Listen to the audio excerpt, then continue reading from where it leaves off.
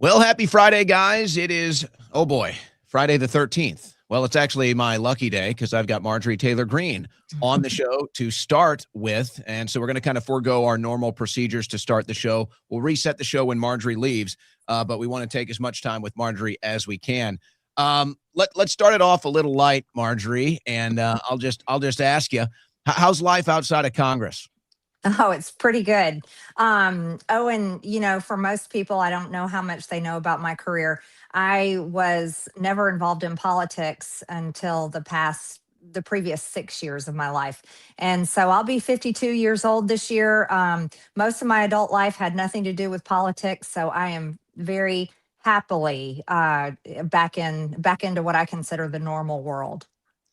Well, despite what your detractors say, you look great for 52, and I won't name Thank you. names. I won't name names, but you look better than some of your detractors that are in their 30s. I'll just leave it at that. Okay, Well, thank you. I appreciate that. I think we can all probably guess who I'm talking about, but we don't need to name names. I find it funny. I'm curious. What do you think about the fact that you have left the swamp? You're out of the swamp. You're not dealing with it. And yet your husband is still in there every day dealing with the swamp monsters. Do you guys laugh about that? Yes, we do actually. And, he's got a tough job. He's, of course, covering as much of the administration and all the news as possible. And it's definitely a lot to keep up. But I'm always so proud of Brian. He does an incredible job and truly appreciate him. He's my number one supporter.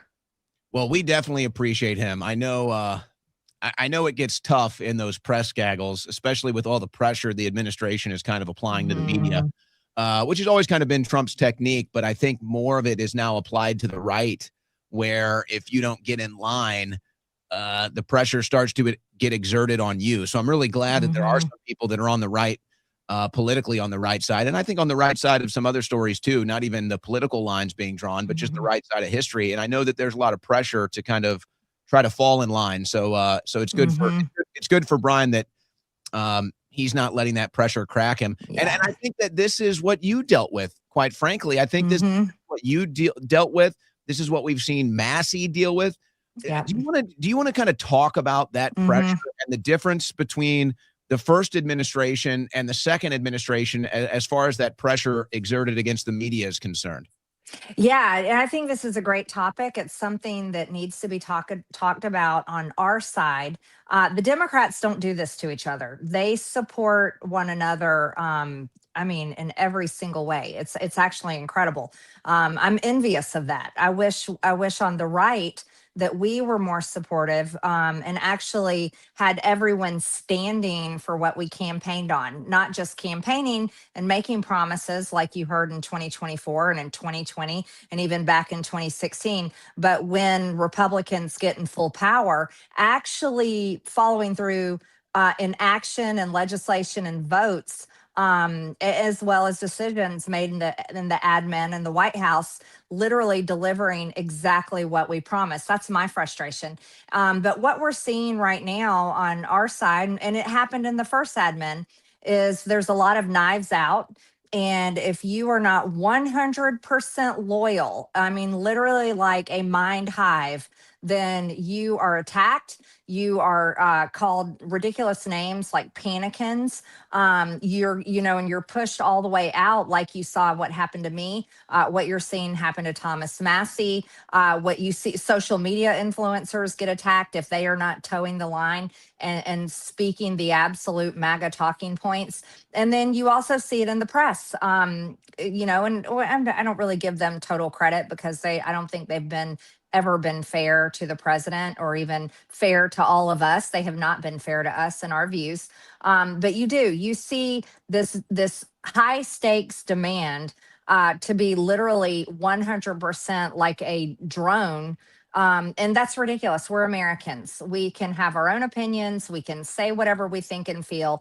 And that is exactly how it should be. But there is a problem on the right, and you're seeing it in Congress, you're seeing it in the admin, and I think it's going to continue to get worse. Well, I think a lot of people now are sick of the left right paradigm. And Yeah. I'm kind of the same way. I don't like being put in any of these boxes. I mean, there's no doubt if we're talking about raw politics, most of my policy beliefs or arguments are going to fall into what would be considered the right wing. But it seems that really we are up against a uni-party. It seems like no matter whether it's the left or the right, the uni-party always moves in lockstep and always gets what the uni-party wants, which I guess we're starting to understand more. It's the special interest, it's the donor class, it's the foreign interest, and it's all this kind of hive of this body of really money and influence in Washington, D.C. that we saw turn against you. We saw it turn against you so rapidly. I don't want to make you talk about that this entire time. I know you've been talking about it and thinking about it probably too much for the last couple of months. But I do think, outside of just what you had to deal with, from people watching for the outside, it's like, okay, this is the perfect example right here. And like you said, it really only happens on the right. The left will always kind of protect their own. I'm sure when AOC and kind of the new left was having their coming of age moment, Nancy Pelosi was kind of like, not so fast. She kind of tampered that down. She got him to fall back in line. And, AOC kind of played the role. And she said, all right, fine. We'll wait. We'll let you run things, even though we're sick of you. We're sick of you too.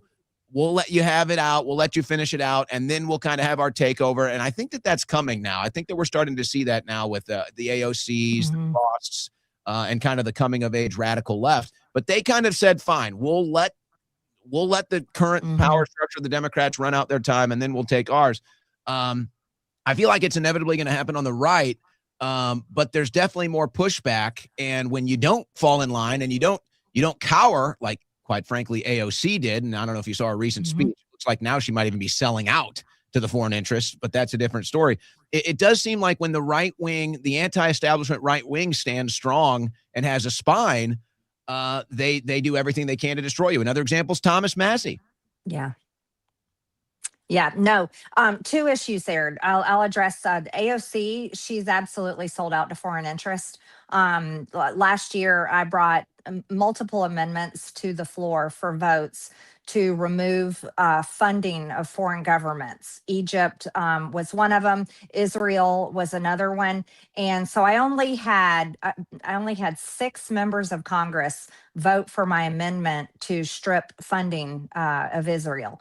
And I had many more members of Congress vote to strip funding for other foreign countries, but only 6 voted to strip funding from Israel. And AOC was not one of the 6.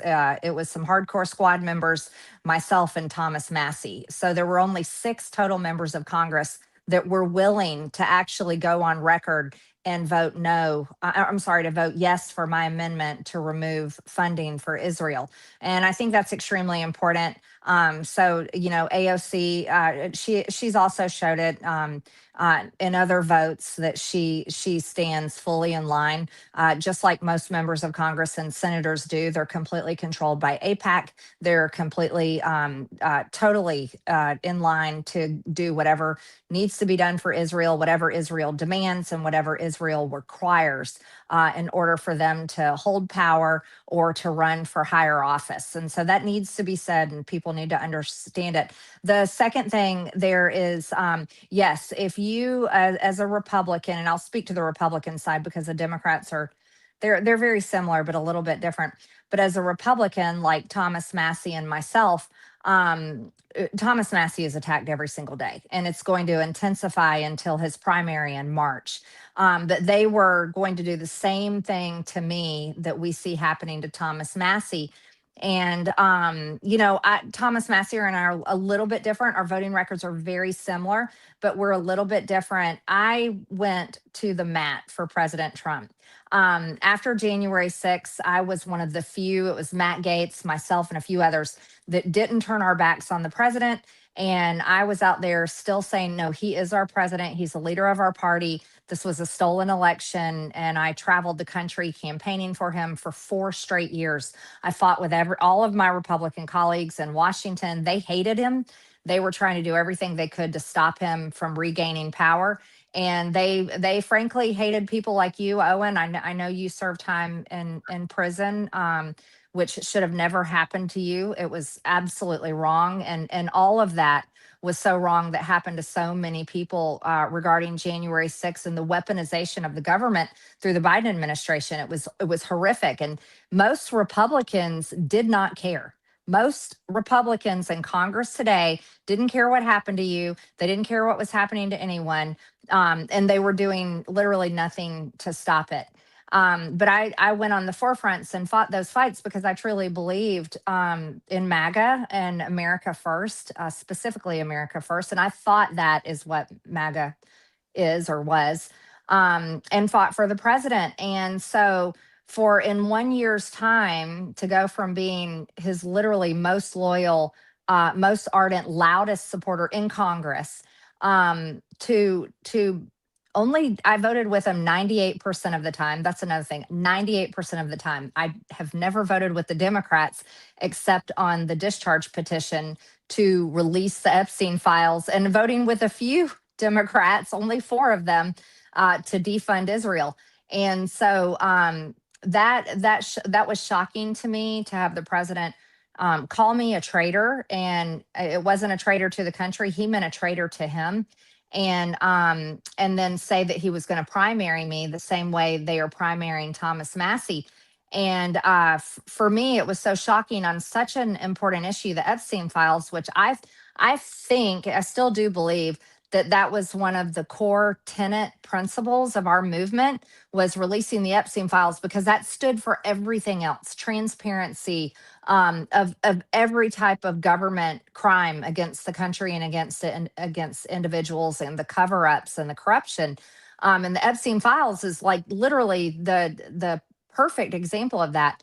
But it was the death threats also that came in from his threats and his name calling that was absolutely unbelievable. I'm used to a lot of death threats on myself, but the ones that came in on my son were particularly hurtful and shocking to me. And this was only 2 months after Charlie Kirk had been assassinated. And you have to be very, in today's political environment, after seeing Charlie Kirk assassinated, especially after we saw President Trump shot on the stage in Butler, I'm too aware of what can happen, what can and possibly would have happened. But it was also a matter of my own integrity, and saying, my goodness, after all I've done for this man, after all I've done for Republicans as a whole, paying all of my dues to the NRCC. I mean, I went in and was doing my best to be a team player, support the party. And that's something that most Republicans never pay all of their dues to the NRCC. They just don't.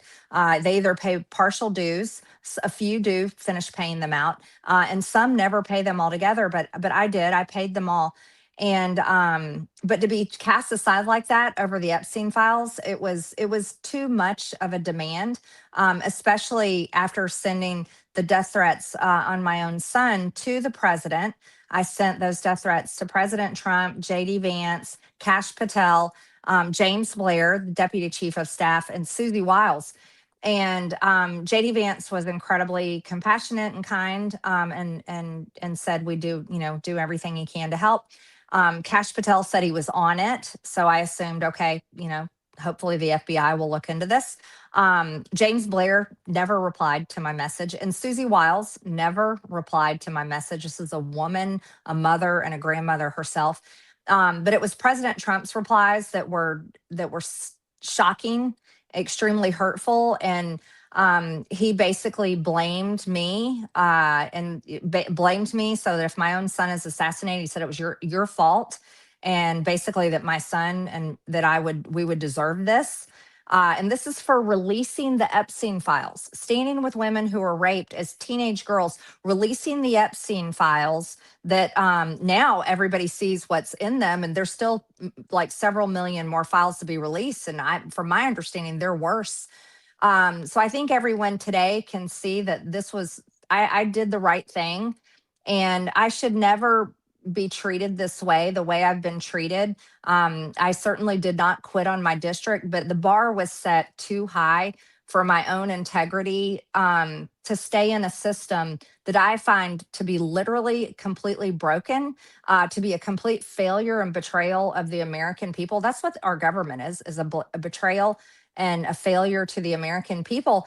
And to serve under a president that would treat me so incredibly wrong after I had been so good and loyal to him. And it was just too much, absolutely too much. I haven't changed. Nothing about me has changed, but somehow over a course of a year, the definition of MAGA and the issues that it supposedly stood for changed. And so that's where I'm at. But I know I made the right decision. It was the right decision for me and my family, and it's been a good move. A lot to unpack there. To put a lid on the AOC thing, just this week she was arguing to an audience, some liberal conference she was at, that we need to restore all the foreign aid that Trump has cut off. She was arguing. I was like, oh my gosh, Okay. she really completely sold out to the foreign interests.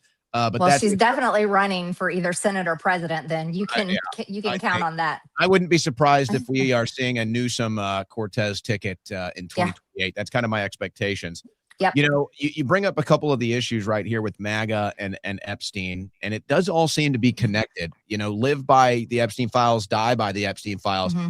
There was kind of this, it seems like there was this concept that we could insert releasing the Epstein files as part of the campaign culture. Obviously, Patel talked about it at length. Dan Bongino talked about it at length.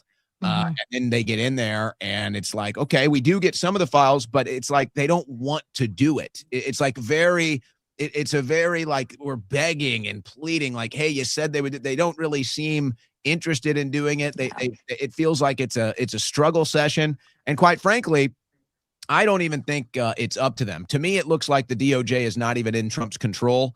I think the Epstein files are all about attacking Iran. I think this is a public blackmail campaign on Trump or his administration to get them to strike Iran. Now we see there's more military personnel surrounding Iran, so it could be inevitable any day now. Maybe we can get back to that because I want to go to something that you just said. It seems like Trump's loyalty only goes one way. It's like Trump's loyalty only goes one way, and that's you have to be loyal to him all the time. And he doesn't really necessarily have to be loyal to you. Now, you had a much more personal relationship with Trump. My relationship with Trump was more activism, more in the media. And I don't have any regrets. I don't take anything personally with that. But I do find it strange, and here's why. And this is also what you're alluding to, which is so strange. How is it that all of these never Trumpers, specifically the loudest being a Ben Shapiro, a Mark Levin, or you can even go and look at the National Review. They did a whole profile story on their cover story, Republicans against Trump, conservatives against Trump. Yep. Dana Lesh was on there, a bunch of people. And now this is like the new MAGA that's gatekeeping people. This is the new MAGA that's judging people, who gets in, who gets out, finger pointing, finger wagging, again, trying to reject us, even though it was our movement that they've now co-opted. Fine, you can have it. It's not what we wanted. So, okay, I guess this is what it is. But it is really strange. It's almost like Twilight Zone now. Every time you look up, it was all the most ardent never Trumpers. We're not just never Trumpers in politics. I mean, they were like hardcore anti-Trump. They would insult him. They would demean him. They would be they were nasty. And now these are the people that are all running around MAGA and celebrating how great it is. And the people that fought and suffered for the movement and for Trump are on the outside, got thrown overboard. And it's just like, okay, and now you're mad at us because you're going to lose the midterms? Like, you're the ones that told us you don't want us. You literally said you don't want our vote. You literally tossed us overboard, and now you're going to lose the midterms, and you're going to be pointing at us and blaming us? Like, what the heck? Yeah, no, you're 1,000% right. That is the right way to think. And, those of us that fought the hardest to get him elected, well, we are right to say, no. When things are not moving in the direction that they're supposed to, that we all worked hard to achieve, that we all fought to regain power and control of our government, it's okay and it's the right thing for people like us to say, no, this is what we promised. We said no more foreign wars, no more regime change. Okay, we have to stick with that. That's what we promised. But as soon as it changed and went in that direction, that's when all the never Trumpers and the biggest Trump haters came on board. And here's why, Owen. Washington, D.C., no matter who is in charge, Republicans or Democrats, it is going to get its way. That's because this government is controlled by major industries. It's controlled by some of the richest people in the world. Those are the highest and most powerful donors. And they donate to Democrat presidents and Republican presidents. I mean, it's very simple. You can look at the big tech meeting in the White House, Bill Gates, Mark Zuckerberg, all those guys. They become the biggest donors no matter who the president is. And this city is run by those people and those powerful industries and the lobbyists that represent them. And so every member of Congress and pretty much every member of Congress almost and pretty much the entire Senate is controlled by those same big powerful donors and those big powerful industries. And that's why you see what we call the uni-party. That is the uni-party. And that's why you see the same result no matter which party is in power. There's always foreign wars. There's always funding of foreign countries. There's always funding for these military industrial complex, big pharma, the big ag. You always see all the same industries receiving exactly what they want in legislation, receiving all the funding that they need, big tech, et cetera, because those are the ones that donate the most money and those are the biggest industries. And those are the people that are in their pockets. And then you've got the media companies that also fall right in line. Fox News is one of the worst. They are literally straight up neocons, major rhinos, if they're even, and I'm not talking about all of the ones that we see on television. Some of them are some really great people. But as far as the executives and the producers are concerned, they're going to make sure that they are preaching the talking points that they want to spoon fed to their mainly boomer audience every single day, 24/7. And they won't cover certain stories. They won't have certain people. They never had me on.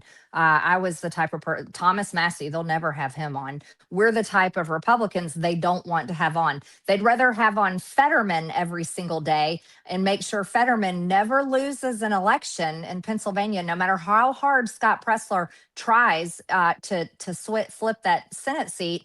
They're going to make sure Fetterman stays in power because Fetterman's going to demand that funding goes to Israel. And that's how this. I'm just giving a few examples of how this place works. The people do not control the government because you can't donate enough money. You can't. You don't have a big enough company. You're just a small fish in the pond, and so they want to continue. And it's a two-party political industrial complex, and so the Democrats and the Republicans feed each other hate and tell you to be afraid of the other side, so they move Americans to get out and vote in these elections. And that's how the system is built, and it's incredibly corrupt. And I think many Americans today got to see a deep look into the nastiness of it and who the players are in these Epstein files. And it revealed exactly what the president told me on the phone when he was very angry at me back in September, yelling at me because I refused to take my name off the discharge petition. And he said, Marjorie, my friends are going to get hurt. Well, lo and behold, look at the Epstein files. My goodness. And it's I think it's hard for a lot of people because they're so good-hearted, and they have been a believer in Donald Trump for like over 10 years now. I certainly have always been one of those people too.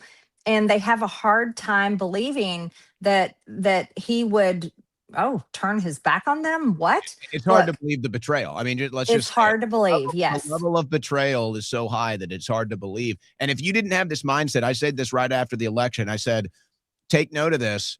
I said, remember what you stand for, not who you stand for. You got to Right. remember the what, not the who, because if you Yes. lean into the who, you're going to end up getting betrayed and denying it. Yeah. And in saying that, like, let's point something out. I am so for secure borders. I think the admin has done an incredible job. My gosh. But you want to know something? I don't think that's something I should have to beg for. And I It's impeached like basic Alejandro. common sense. It's like Right. that shouldn't even be a victory. I mean, okay, we accepted it Right. victory, but it's like that should be the standard. That should be the standard no matter which party is in charge, because that's what we pay taxes for. And that is what our laws say. That's our immigration policies And and why is it laws. Mayorkas arrested? Can I let me just add that into the frame Yep. here. The fact that Mayorkas hasn't had his ass Yeah. pulled into a jail cell is Yep. ridiculous.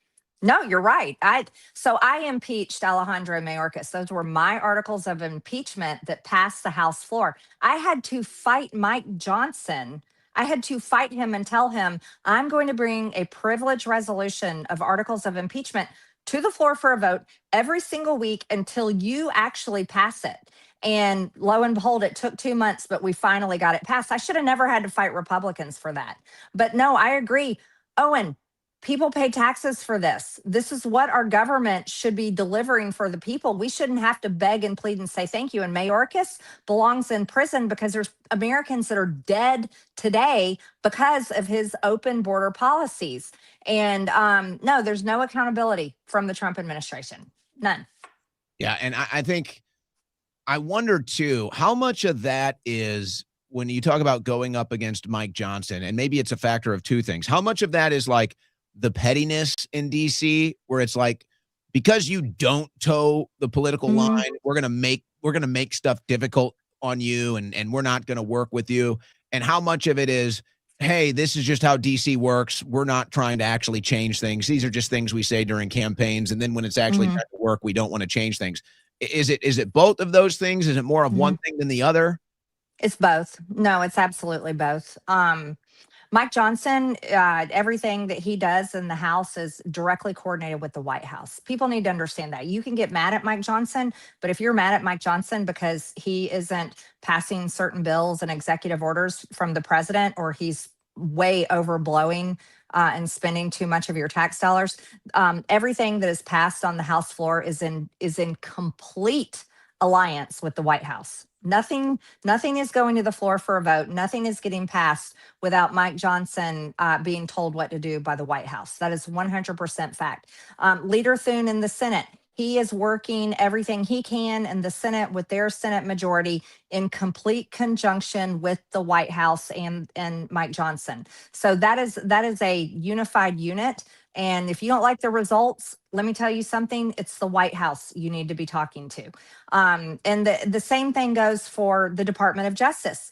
If you're mad at Pam Bondi and you're demanding why isn't she investigating these people in the Epstein files? Why isn't she targeting people in the Biden administration that locked up Americans, like parents that held their school boards accountable, pro-lifers that just prayed at an abortion clinic and got thrown in jail, J6ers that had their lives ruined, they're completely bankrupt, lost their marriages, lost their jobs, ruined their reputations. If you're mad because nothing is being done there, that is directly with the White House.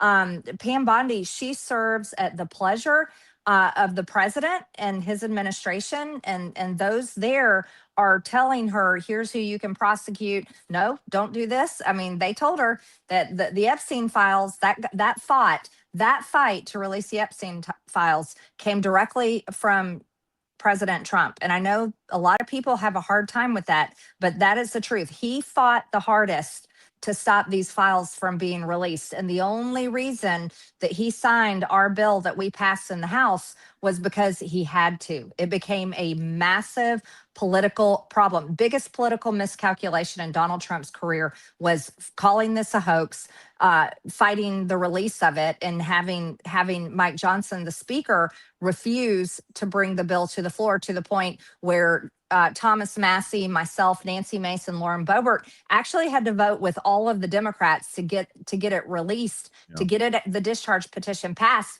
so that the bill could come to the floor. Never forget all the other Republicans that voted finally to get these files released. They did not do it because they didn't do it, and they wouldn't have done it unless all of you people at home hadn't been losing your minds and talking about it and yelling about it every single day.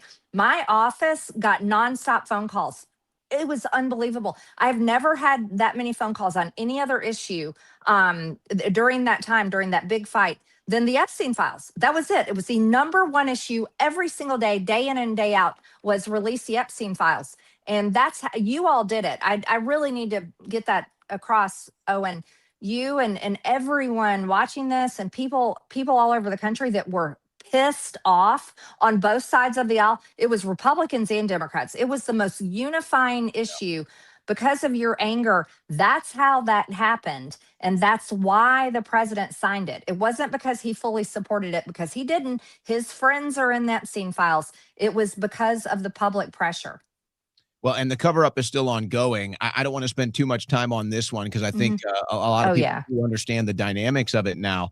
But I will say, I wonder if this Trump loyalty is not going to start waning soon. I mean, Johnson might be fully, he might be fully bought in, but I'm already seeing signs that Republicans in the Senate are starting to, because you know how it is in DC. Oh, yeah. You know, which way is the wind blowing? As soon as they realize that, Trump's approval ratings are starting to reflect the general Republican electorate, I have a feeling that some of that loyalty might start to wane. And I think that they just keep underestimating this stuff, Marjorie. They keep underestimating this stuff, just like they called us panicans last April when we were warning about the midterms, and they said, we don't need your vote, we're fine. And now here they are all freaking out about the midterms. Trump's sending out emails like, oh, tell me how much you love me, help me. It's like, yeah, okay, well, you called us panicans. Look at you now. It looks like you're panicking. Right. I do want to ask you something, though.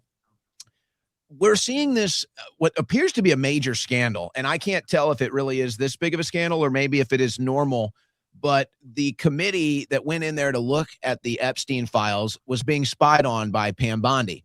And she even came, I'm sure you saw, with her binder. She was dumb enough to show it to the national media in 4K now, is what we say. It used to be in HD. Now it's in 4K. So she showed the entire media in 4K that she was spying on these members of the committee and exactly what they were looking at, what they were searching inside of these files. There's kind of some argument on both sides of this that, oh, that's normal. I'm not so sure. I go to you for this. Is this normal? Is that normal stuff? Is this something we could be expected when you go into these skiffs and look at this classified information? Or is this a big scandal? Is Bondi having a binder of opposition research for this hearing this week? Instead of actually getting prepared to answer questions, she's there with a binder of opposition research to attack instead of answer questions. Is that as big of a scandal as I feel like it is? Or is it kind of, well, there is some normalcy there? I'd never seen that happen. So I served on the COVID Select Committee. We read all kinds of documents, and I never was in a situation where I was told that the documents and the information that I read was tracked. I was also on the Oversight Committee, and we led the investigation into the Biden family and all of their corruption. Still no arrests. Exactly. And we went to the Treasury and read all these SARS reports, the bank reports that were sent to the Treasury based on all type of suspected fraud and illegal activity that the Biden family was involved in. And that was while Joe Biden was president. And I was never aware of any of the information that, I mean, it was, oh my gosh, binders and binders of information. I was never made aware or told by any Biden administration official, anyone, that what we read had been tracked. So it sounds to me, because my instincts, when I was first watching it, and maybe we can get into, let's get into the Bondi stuff now. When I was first watching the hearing, I noticed that she kept going to her binder. Now, obviously, when you're getting ready to do a hearing like this, you have a binder. You're prepared to answer questions, whatever. You come as prepared as you can be. And sometimes the members of the committees might even let you know, hey, here's what I want to know, so you can really prepare. It's a lot. I mean, in all fairness, we have to say, yes, you have to be prepared. So it's not, being prepared, having a binder. There was nothing odd about that. No. But as the hearing went on, I started to notice that every time she referenced her binder, and perhaps the most embarrassing one, and I guess this was either right from Trump or her trying to mimic Trump, when she said, hey, don't talk about pedophiles, let's talk about the stock market. That was probably the most embarrassing of them all. That was literally, you can see she's reading off notes. She took that note. The Dow is over 50,000. At least Pam That's going to Bondi be my gave us, excuse from now on. I If was I get gonna pulled say, over, exactly, if I get pulled over, I'm anything. going to be like, I may have been speeding officer, but the Dow is over 50,000. No, Marjorie, I got you here. When if Brian looks at the credit card bill and there's some expenses on there, say, but honey, the Dow. Did you The see Dow. at least I'll give Bondi credit. She gave us a forever meme. She gave us a legendary meme. But she looked, that was from her notes. That was something she came in from with her notes right out of the gates. And so I'm observing this, and I noticed that every time she went to her notes, it was opposition research. So she gets a question from Ted Lieu. She gets a question from Jaya Paul, whatever. And we all know Mike Johnson told the Republicans not to ask about the Epstein files. So she knew she didn't have to look at that from the Republican side. So what she did was opposition research. Every time a Democrat asked about the Epstein files, she pulled up the name of a criminal that got arrested in their district and held up a mugshot.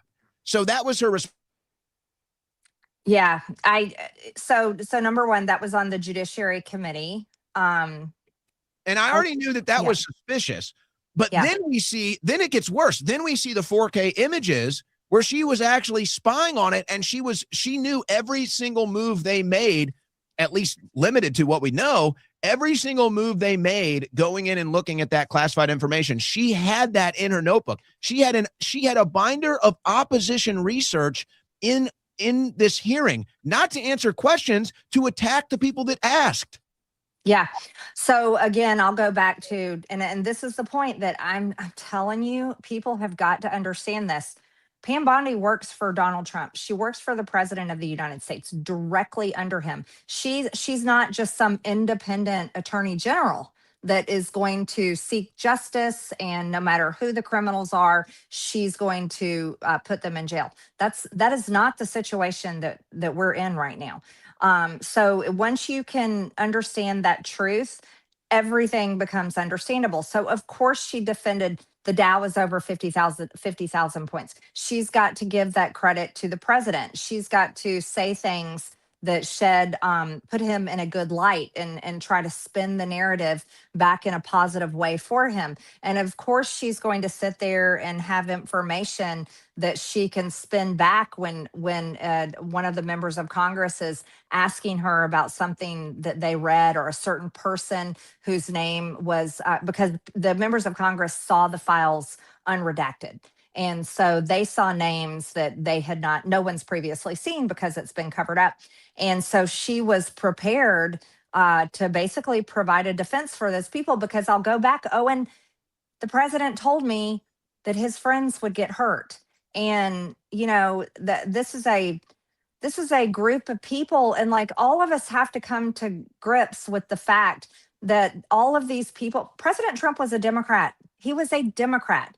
All of his friends, many of them were Democrats. And Howard Lutnick was a Democrat. I was gonna say, and he stands up for Bill Clinton now too. We went from lock her up to Bill Clinton is a good friend. He shouldn't have to question the Epstein files, which I've got my own theories on.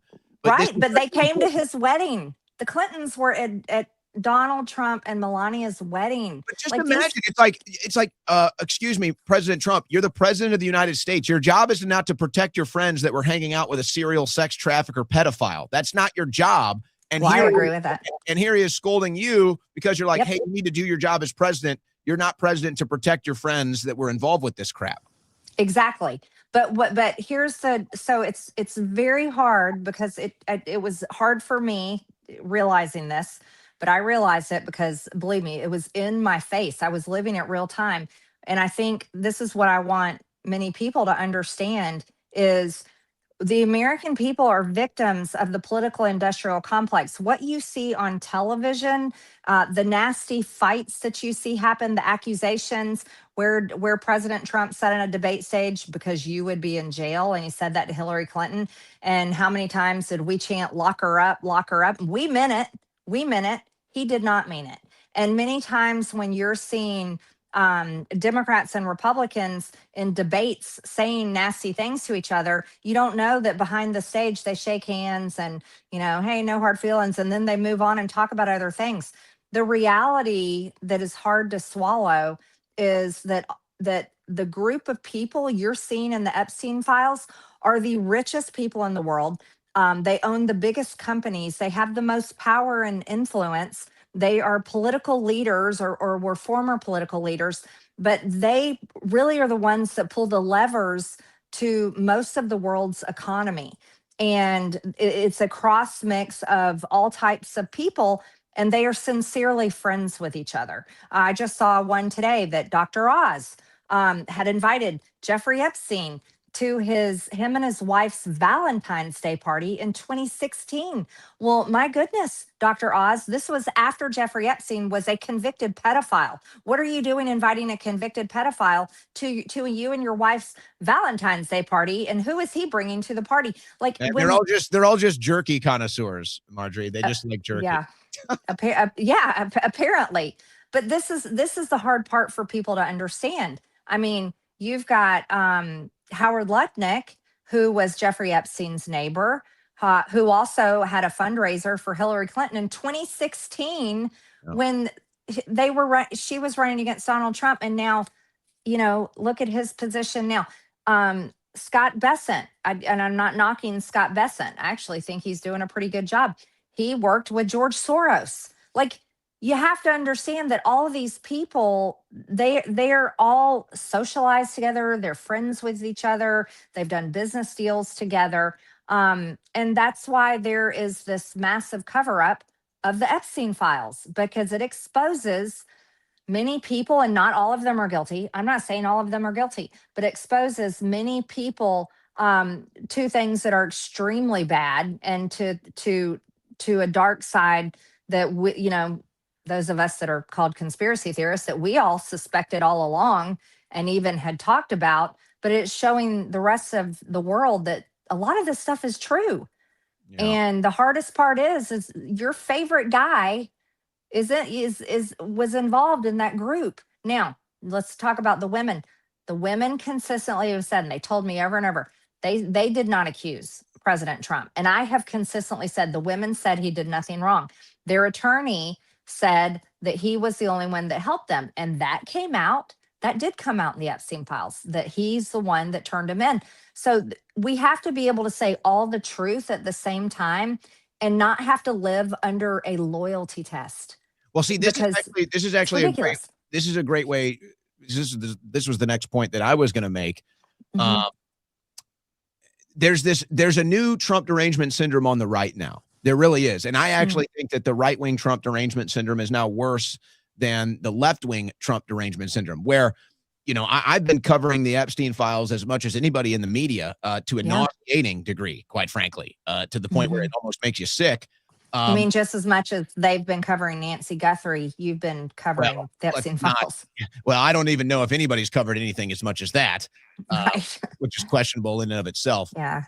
But that aside. And we do hope they find her, like just making a joke, but we do hope they find her either way. So I've never implicated that Trump was involved in anything illegal. I was one of the first people to come out and say, no, it looks like he cooperated to eventually bring Epstein in. And there's this weird Trump cult that still attacks me every day. And I'm like, okay, you guys, you're not even informed enough to know what I'm talking about. But okay, that aside, here's the Trump derangement syndrome on the right that I'm seeing. And I saw it again today. I think it was Bongino and a couple others. It's like they think everything is about Trump. All they can do is look at everything through the lens of Trump. And it's like, listen, man, the Epstein files aren't about Trump. Okay. Right. It's about an entire cabal of people that Jeffrey Epstein, a serial sex trafficker and pedophile, one of the most prolific on the planet, managing all the billionaires' money, mover and shaker to such a degree. He's organizing meetings and access to Hillary. He's organizing meetings and access to Israeli prime ministers. He's got passports all over the world. He's got women coming in and out, minors, all of this stuff. It's like, this isn't about Trump. And all they can do is sit here and it's like, how does this affect Trump? How can I help Trump? How can it? It's like, dude, you guys need to take the Trump cult glasses off for a second. Right. It isn't about Trump. This is about something bigger. This is about the world. This is about corruption. It's like, how, here's my conclusion, and I'll get you to respond to all of this as we're running out of time. I think they played this one too close to the chest, Marjorie. I think we're going to get it all. I think we're going to see videos of things that we don't ever want to see in our lives. I think we're going to see it. I really do. I think it's all going to come out. I think it's all inevitable. There's enough good people in the world. There's enough interest in this thing now. It's gone totally viral. It's out of control. I think we're going to see it all. I really do. And to the people that are making it all about Trump, and to the people that are trying to cover it up and pretend there's nothing there, you guys are embarrassing yourselves. You really are embarrassing yourself. So talk about the Trump derangement syndrome on the right. And then do you agree that it's like we've only seen a small fraction of what is really in these files? I think we're going to see it all. I think we're going to see the worst stuff that we can even imagine, unfortunately.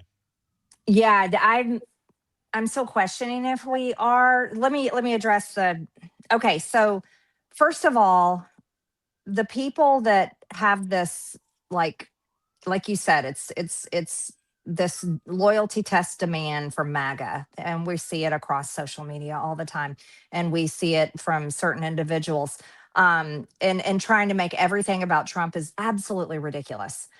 We need to have life that there needs to be parts of our lives that have nothing to do with Donald Trump and have nothing to do with politics. Our lives. Yeah, exactly. Yes, exactly. I want to go back to the day I grew up in the 70s and the 80s, and I want to go back to the day where the government was seen and not heard. I don't want to hear a damn thing about the government. I do not want to hear from the president every single day. I think that's ridiculous. I think unless it's he's draining the swamp and making deep state arrests, unless he's actually doing reform. Yes. When he comes on TV and says, I've gotten Tina Peters out of jail, yes, I want to hear from him on that. When he comes out and says, here's the Republican healthcare and health insurance plan that's going to actually make health insurance affordable, and I'll add a homeowner's insurance and car insurance affordable. Yeah, I want to hear from him on that. And when he comes out and he says we're revoking H-1B visas from Indians and we're protecting American jobs, yes, I want to hear from him on those things. And I want to hear from him on America First issues that are making life affordable for my kids' generation, that is going to actually protect human jobs and not all his big donors in tech and them building an AI system that's going to literally replace practically everyone's jobs and make people unemployed and homeless. Like, yeah, I want to hear from the president on that. And I want to hear from the president. I do want to hear him come forward and say how he's never going to fight Israel's wars for them because they are unbelievably trying to control our government and trying to control our president and trying to run our military. Like, I'm personally tired of that. That's not anti-Semitic. That's not anti-Semitic. Yeah, that's actually called America First. So these are the things that we should hear from our president on. But many other days of the week, I don't want to have to know what he said on Truth Social, and I don't want to have to know his opinion on the Super Bowl or on anything for that, or Taylor Swift for that matter. Do you know many women are never going to vote Republican because he had to attack Taylor Swift, which I think is absolutely ridiculous. There's just there's just parts of our lives that really just need to be left alone. And, I agree with you. I want the left and the right in this country to be kind to each other and be civil and respectful and actually get along. These are our family members, our neighbors, our coworkers, former friends. And there shouldn't be this massive divide in this country among Americans. It's just totally wrong. Yeah. And we don't have to agree. I don't have to agree with Democrats. I don't have to agree with them on a single thing, but I can have a great conversation with them and I can get along with them. That's just easy to do. I'm a Christian. I should be able to love on people and not necessarily have to agree with them on every single issue. But to your point, and I think you made a very good, valid point, they are actually hurting Donald Trump by attacking all of us and demanding that we bow in loyalty to a man. He's just a man. Yes, we elected him president, but he's just a man.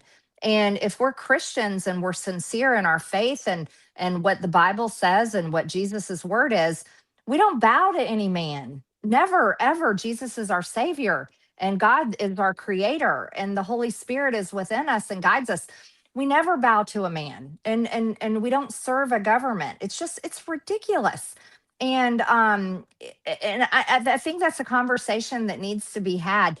And also, if you want to win the midterms, why don't you stop calling all of us names and accusing us of horrible, ridiculous things?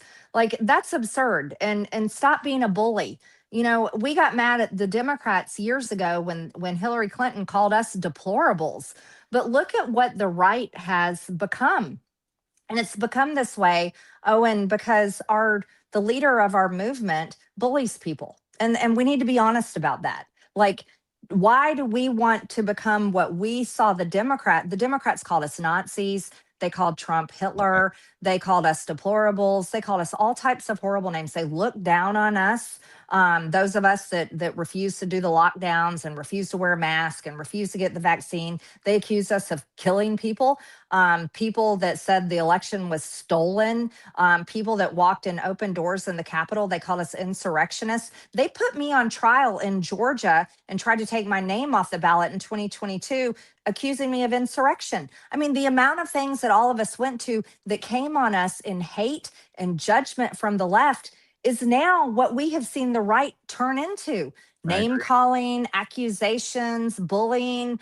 And this is not this is how you push us away and make us go, fuck you, excuse my language. Fuck you. I don't want to vote for you. I don't want to support you anymore. I still have my policies and my America First beliefs, but you're not going to have me stand over here and help you when you're treating me this way. And you're certainly not going to pull in the independent vote that you got in 2024. And if you don't follow through on America First and a domestic agenda and MAHA and all of the things that Doge, my God, Doge, I thought was great. Well, if we don't come through on those things that were promised in 2024, well, then are you really going to be shocked when you lose the midterms in 2026? Because you better expect it.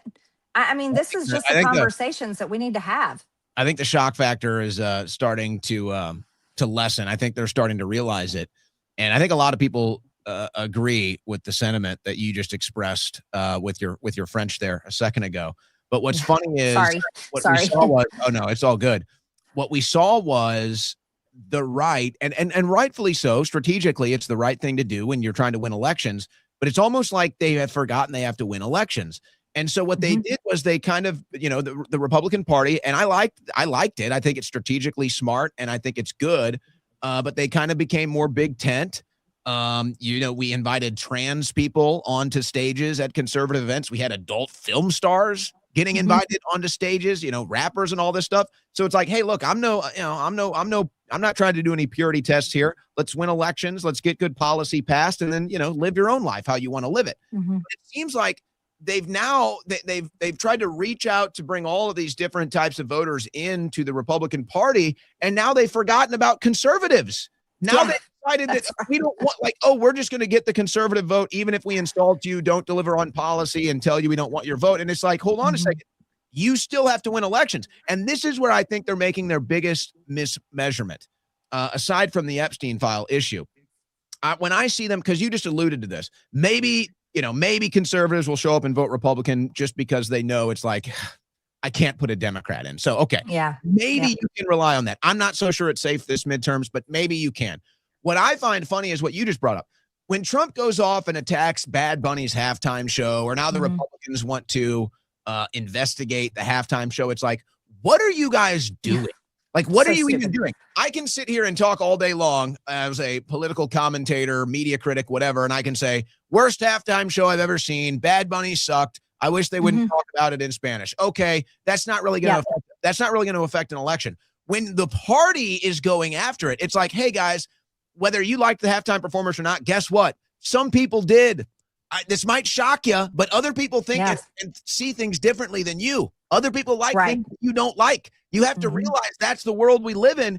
And it's like, they don't care. It seems like they have this hubris, this entitlement, this overconfidence that, no matter what, we just won the House, the Senate, and the White House. We're good. We're untouchable. We're going to win no matter what.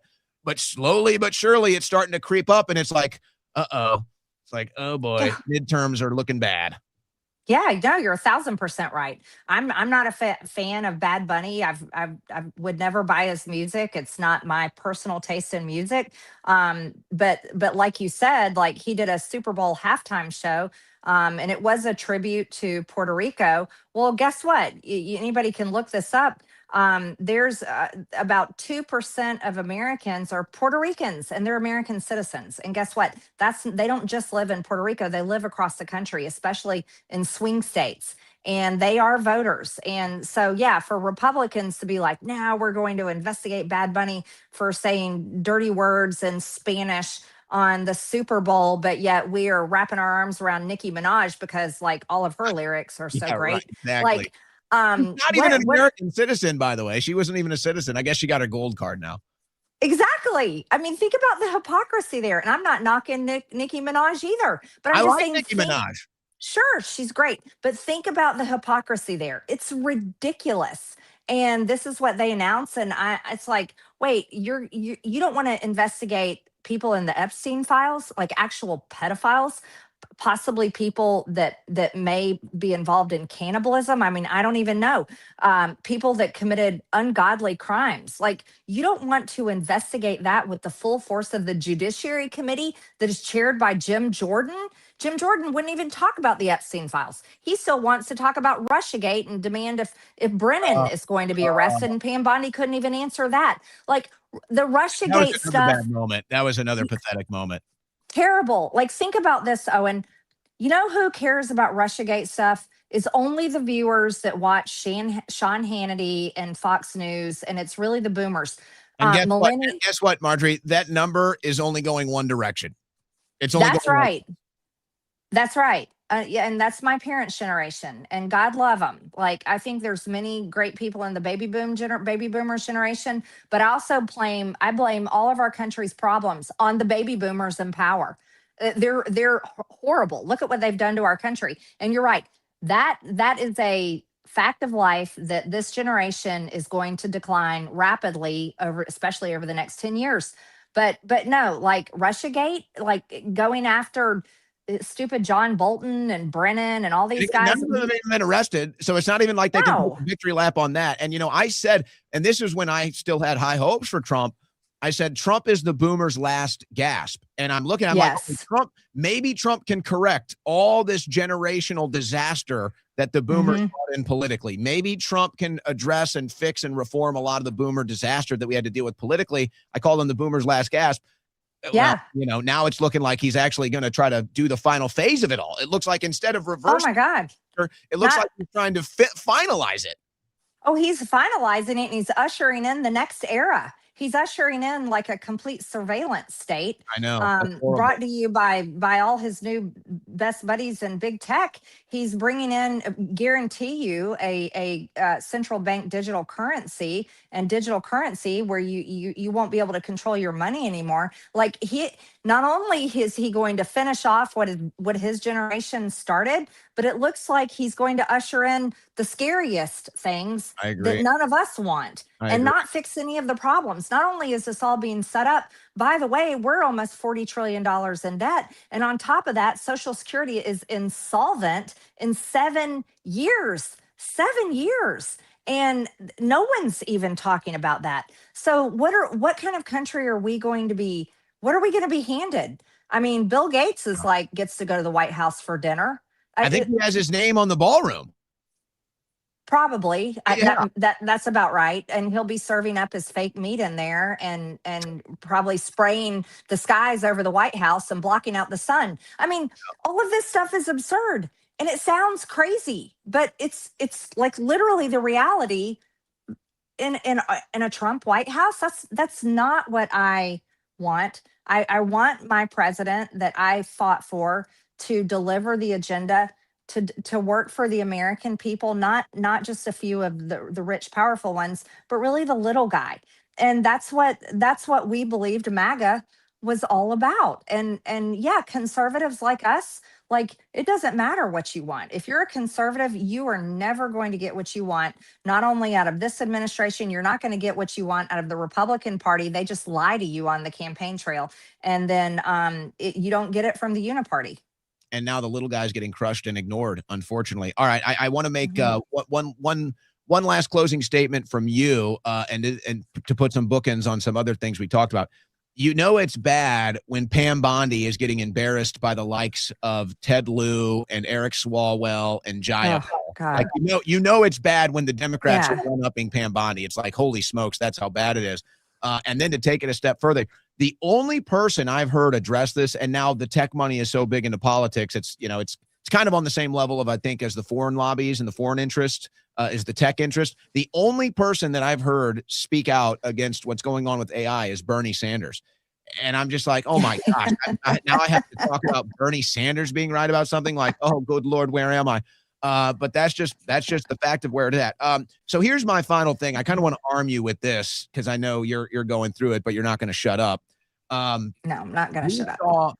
We saw the woke left, and the left has been doing this for years. They love to use this when they can't win a debate. They have their names, right? We'll use one, for example, racist, right? So, oh, you're a racist. Everybody that disagrees with me is a racist. Well, we watched in really the last 8 years or so, the term has lost all meaning. It's lost all power. And so we saw the left kind of crash out and freak out because we removed the power from that word. Like, that was their word. Like, I can't win the debate. I don't know the issue, so I'll just call you a racist, and then I'll stand tall because you're the racist and I'm not. I have the moral high ground. Yeah. Well, that whole power play has now been basically willed down to nothing. But what I see happening now on the right, replace the word racist with anti-Semite. It's the exact same power play. It's the exact same move. It's the exact same logic. Oh, we can't win the debate. We're losing on the issue. So I just call you an anti-Semite, and therefore I'm better than you. I'm morally superior than you. I've won the debate because you're an anti-Semite. Well, Marjorie, slowly but surely, the exact same thing is happening because that's the woke right's word. Fighting anti-Semitism is Black Lives Matter for the right wing. Well, now we're starting to see the woke right is freaking out. We're starting to see the woke right is crashing out because their weaponized word, their abracadabra, anti-Semite, is starting to lose power. People aren't caring about it anymore. They're not falling for it anymore. They're not backing down anymore. What do you think happens in the final phases of this crash out? Because I think we're kind of just in the beginning phases, but this is like really fast. What do you think is going to happen in the final phase of this? Are we going to see censorship? Are we going to see lawfare? Are we going to see imprisonment? Where do you think this goes? Because that's what we saw from the woke left. Woke right seems to be following the same playbook. Yeah, and I think you're right to bring this up. Well, first of all, and I know you agree with this, we have to recognize that it's not good when terms like racism or anti-Semitism or any kind of accusation that should be a bad thing actually loses power, because there is racism. There's been racism against Black people, but there's the racism against white people too, and that's something that I don't think gets talked about enough. And there's real consequences that a lot of white people, and I know, look, I can get made fun of this, I don't care, but there is racism against white people. So and because of the history of racism against Black people, I don't think those terms should ever lose their power, but they have been totally overused, and the race card was pulled constantly to where it has lost its power. And then the term anti-Semitism, that's not a word that should lose its power, because there has been times where Jews have been attacked because of their identity. And I'm completely against attacking or hating any people group because of their identity. And I just think that's wrong. But here is a situation that we have. This thing is getting completely out of control. And for the ones like the Ben Shapiros and the Mark Levins and the Laura Loomers, and I mean, you go on and on and on, people in Congress, people in the Senate, people in the administration that are trying to weaponize the word anti-Semitism, Netanyahu, Israel, and all the, and Pam Bondi, and all the funding that is paying registered foreign agents to do things like geofencing on Christian churches, massive Israel-funded foreign social media campaigns, trying to brainwash people, this big push to get into Turning Point USA to make sure that they continue to push their talking points. That is making everything worse. And if I could give one message to those that are trying to accuse me or you or anyone else of anti-Semitism. We're not anti-Semitic. We don't hate Jewish people. We just want to say that we can criticize the government of Israel, and we don't want our American tax dollars funding foreign governments. You can fill in the blank of any foreign government. I don't want our tax dollars going there, and I don't want to fight their foreign wars. That doesn't make me anti-Semitic. That makes me very pro-America and America first. But I think the issue is what they don't understand is Americans, and I'm talking about the mass majority of Americans, are fed up with this. They may not even post it on their social media, but I can tell you they are talking about it at home. They are so sick of it.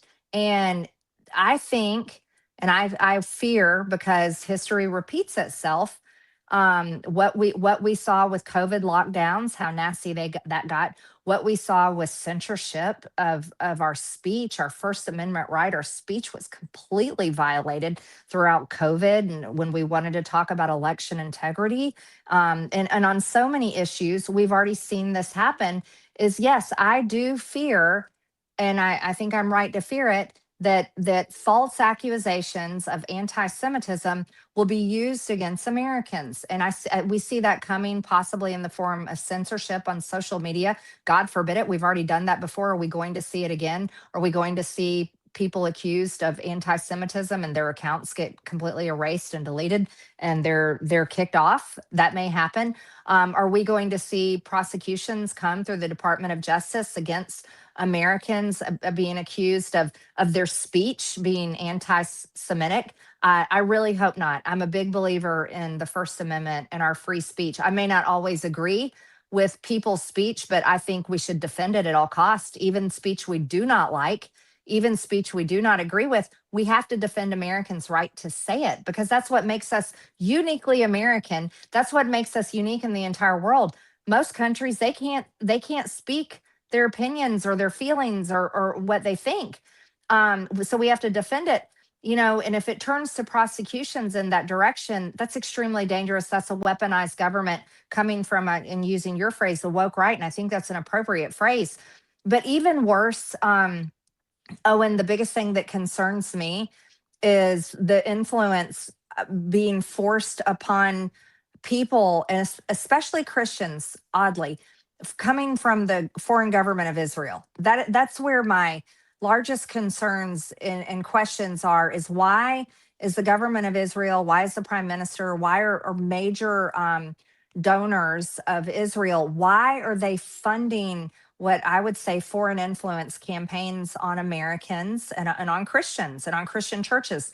And that is dangerous. If we said we could pick any other country, we'd be like, Russia is funding a foreign influence campaign on social media, and a foreign influence they're funding this on Christian churches. People would lose their minds. Same thing, put China in there. China is funding foreign influence campaigns on social media, funding foreign influence campaigns on Christian churches and Christians. People would lose their minds. But for some reason, everyone, and especially in this administration, especially in the Republican Party, Democrats are just as bad, but especially in the Republican Party, they're just like, yeah, this is the right thing to do. I mean, it is shocking to me. I don't want any foreign government to be able to pay influencers, pay Christian pastors, pay to be able to geofence information on Christian churches. I don't want any foreign government to be able to do that to Americans. Absolutely not. Stay out of our country. Stay away from our people. Like, protect America. That's how I see this. I'm like, the duty of the government is to protect Americans, especially from foreign influence or foreign countries. That seems radically dangerous to me. That is not anti-Semitic. And I think that we're in a crucial time. I think it's a window in time where we have to reject this while we can, because at some point we may not be able to. And we have to remind people and keep speaking the truth. And I'm a Christian, so I say this in love to Jewish Americans. I don't hate you. I think you have every single right that I have. You're completely equal to me. You're an American citizen. Therefore, you're equal to me. I'm not anti-Semitic for criticizing the government of Israel, or even saying that I think so many innocent people have been killed in Gaza. And I find that horrifying. And I find it horrifying that our American tax dollars paid for that, and our government gave them weapons to kill people, even to the point of weapons that vaporized people. I think that's crimes against humanity, and I think they should be held accountable for that. And our government owes answers to the American people, and we should be asking. But none of this is anti-Semitism. It's just not. I think that we have to conduct ourselves in these conversations and not allow ourselves to be bullied by Laura Loomer. Lies about me constantly, but do I care about that? No, I don't. I do not care, but I will constantly say you're lying. And when Mark Levin attacks me and calls me an anti-Semite, I'm going to say, I think you're one of the most hateful people on Fox News, and you should be fired because you're hateful and you're a liar and you're a bully. And if our attorney general starts prosecuting people for anti-Semitism, for speaking out against atrocities in Gaza, or saying that something that about a prime minister of a foreign government like Israel, we cannot allow that. And we have to hold our government to account, and we have to defend our First Amendment. And even it's right to defend the First Amendment, Owen, even when we don't agree with it. Like if the left is saying, okay, I don't agree with them, then the language they have used about ICE. I do not agree with Democrats on that. But I still have to defend, and I think we all should defend their First Amendment right to say things that we don't agree with. But I do see, I guess I'm afraid to think that types of censorship or prosecutions could happen in the name of anti-Semitism. I really hope it doesn't. I really do. I hope that we're better than that. That does seem to be the path we're on, but we'll see if we complete that path, or if we can cut it off before we get there. And I will just say this in closing too. I think that, we're in the midst of a great awakening right now. There's no denying it. The foreign policy issues, the foreign influence is part of it. And I saw that you had said something about this earlier, how we need to reinvestigate September 11th. And I'm somebody who, when this was brought to my attention, probably till about the age of 22, 23, when I started to get into politics, I wholeheartedly would have thought you were nuts. I would have looked at you like you were crazy. Oh, and back then, me too. But now it's total reverse. Now, if you believe the official narrative of 9/11, now I look at you like you're crazy. So, people can change. Information comes in. We're in the process of a major awakening. And really, you're part of that process, Marjorie. And I'm not gonna ask the question. I'm sure there's plenty of external pressure right now. But if you do ever decide to, just know you're gonna have the support of this great nation. Oh, thank you, Owen. I really appreciate it. And thanks for having me on today. I've very much enjoyed the conversation, and I support you being a great voice for just regular Americans that don't want to bow to a man or to a government or to a party, but really want accountability from the leaders that we elect. That doesn't mean we have Trump derangement syndrome. You don't have Trump derangement syndrome. You are just saying, hey, this is what we voted for. This is what we want. And that's the right thing to do. I'm actually saddened to see so many people on our side that just cave in, and think they just have to accept whatever they're handed and then cheer for it. That's not how this should work. So thank you for fighting out there on the front lines for truth. We're arm in arm. God bless you and your family. And I always get excited every time you pop up and speak the truth, Marjorie. Thank you. And God bless yours as well. Thank you. There goes Marjorie Taylor Greene. Wow, guys. Round of applause.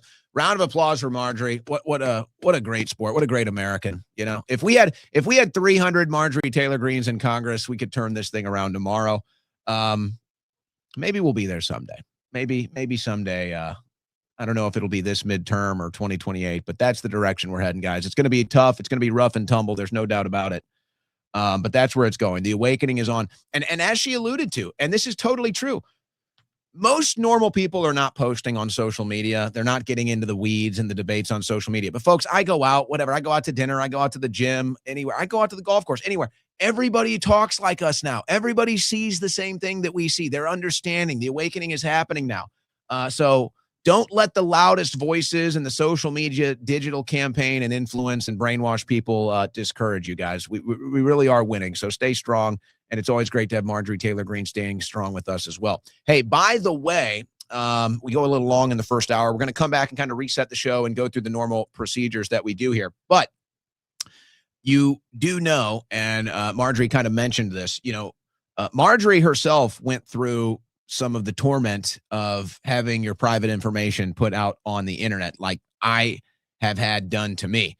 And so that's why, folks, it's so important to protect your private information, not just for you, but also for your family. You heard her talk about her son, her other family members. They're not political. They didn't choose to put their face out there, and yet they have to suffer from this stuff too. Folks, you need to protect your private information online. Patriot-protect.com/Owen. It's so important. It's important for me. It's important for you. And you might be thinking, well, it's never happened to me. It's never going to happen to me. It happens to everybody eventually, whether it's a tiny little scam or a large scale scam, like something that might happen to me or Marjorie Taylor Greene. You might have even seen one of these emails. Oh, you're part of some class action lawsuit. Website was hacked that you bought a product from. Now your information is out there. You might have even seen something like that. Maybe it didn't affect you yet. You want to get ahead of this before it does. Patriot-protect.com/Owen. Folks, they get all your private information and they wipe it off the internet. All that private information you don't want in the hands of crooks. You don't want in the hands of creeps and harassers. You can get it off the line with patriot-protect.com/Owen. And not only do they take that first sweep and get it all off the internet, they're then running around the clock, making sure anytime it does pop up again, God forbid, they wipe it right back out. And right now, with coupon code Owen, 15% off a yearly subscription. You heard that right. With coupon code Owen at patriot-protect.com/Owen, 15% off a yearly subscription. It's worth it to protect your private information, especially if you end up getting a bad deal where private information gets hacked that they can then end up doing something that hurts you financially. So it's one thing with your safety. It's one thing with your private information in your family. You also got to think about financially as well. So 15% off a yearly subscription with coupon code Owen at patriot-protect.com. All right, guys, we are going to take a break. When we come back, we'll kind of hit the reset button. I'll get into the news for the day. We'll get into our super chats here on this Friday. But we're going to kind of hit the reset button. I wanted to do Marjorie right out of the gates, and what a great interview that was. So we'll hit the reset button, take a short break, and we'll be right back. You're listening to the Owen Report on the Win Network.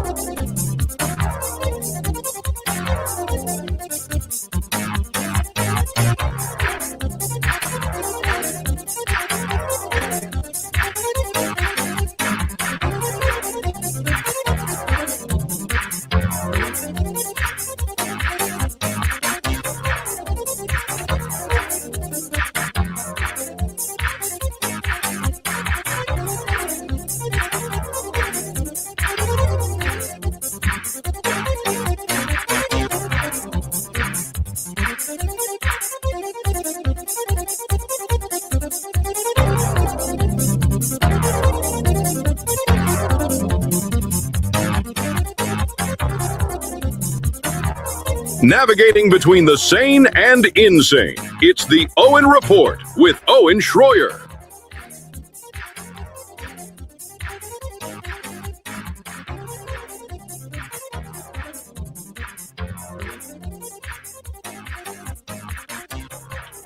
How about MTG, guys? How about that? All right. Had to take a bit of a coffee break there. Had to go get my blackout coffee mug. Take a bit of a coffee break. Hit the reset button. After a powerful conversation like that, I don't even know if I'd call it an interview, but I guess technically an interview, but a powerful conversation, a fun conversation with Marjorie Taylor Greene. So we took a bit of a coffee break, folks. So we got to remind you about the official coffee of the Owen Report, blackoutcoffee.com/Owen. Guys, I talk about it all the time. Certainly you've heard about it by now. Coffee drinkers, would you like instant coffee? What about premium instant coffee? Who wouldn't? Blackout has a sale right now, a volume discount, 15% off 1 box, 20% off 2 boxes, 25% off 3 boxes, 30% off 4 boxes. That's how I'm able to get a hot cup of coffee in a short break, is because of the premium instant coffee. Best premium coffee, instant coffee on the market, blackoutcoffee.com/Owen. Folks, you've heard me tell you, they got over 30 flavors of the single-serve pods. If you like getting your coffee like that, they got over 30 flavors. They got multiple different types of bags you can get, whole or ground. It's all at blackoutcoffee.com/Owen. If you're not convinced yet, how about this? 20% off your first order. How about that to bring you in? 20% off your first order at blackoutcoffee.com/Owen with coupon code Owen right now. So if you're not in yet, you're still waiting to be convinced, give it a try. 20% off with coupon code Owen for your first order at blackoutcoffee.com/Owen. All right. The news. It's kind of a light news day as far as my desk is concerned. I guess it's a light news day. I don't believe in light news days. I don't like anybody telling me there's a light news day. I get angry when somebody tells me there's a light news day. I saw something going on. They had flashing lights on the screen. There's some new deal with the Guthrie situation. I don't know. We're all kind of sick of it. In fact, maybe we'll kind of start it off like that. Maybe we'll kind of start it off with a little bit of a light entryway.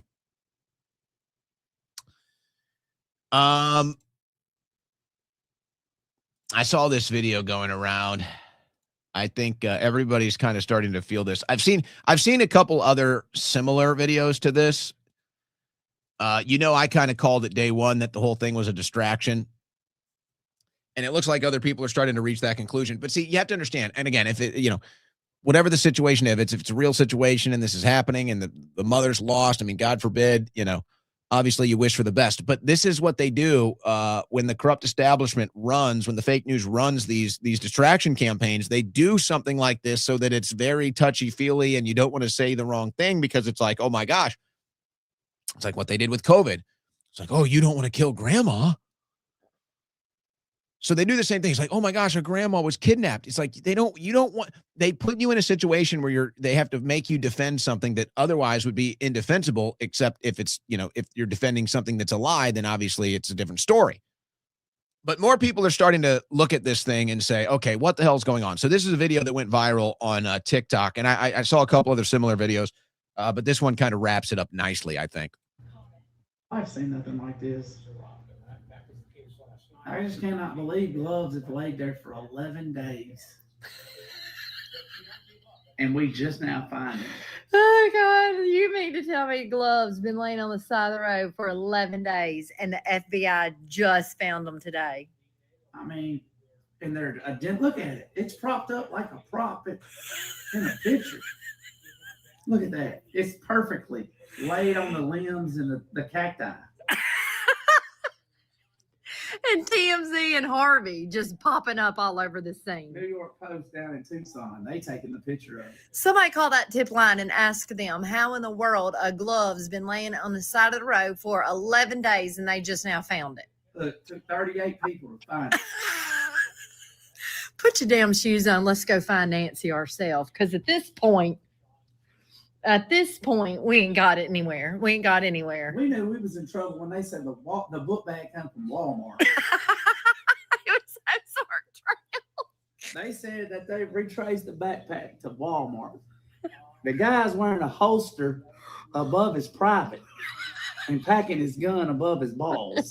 What did you say? A nickel and dime criminal. Nickel and dime robber here. The FBI can't figure it out. Found a glove 11 days later. Yeah, and not even to mention that they got the wrong guy.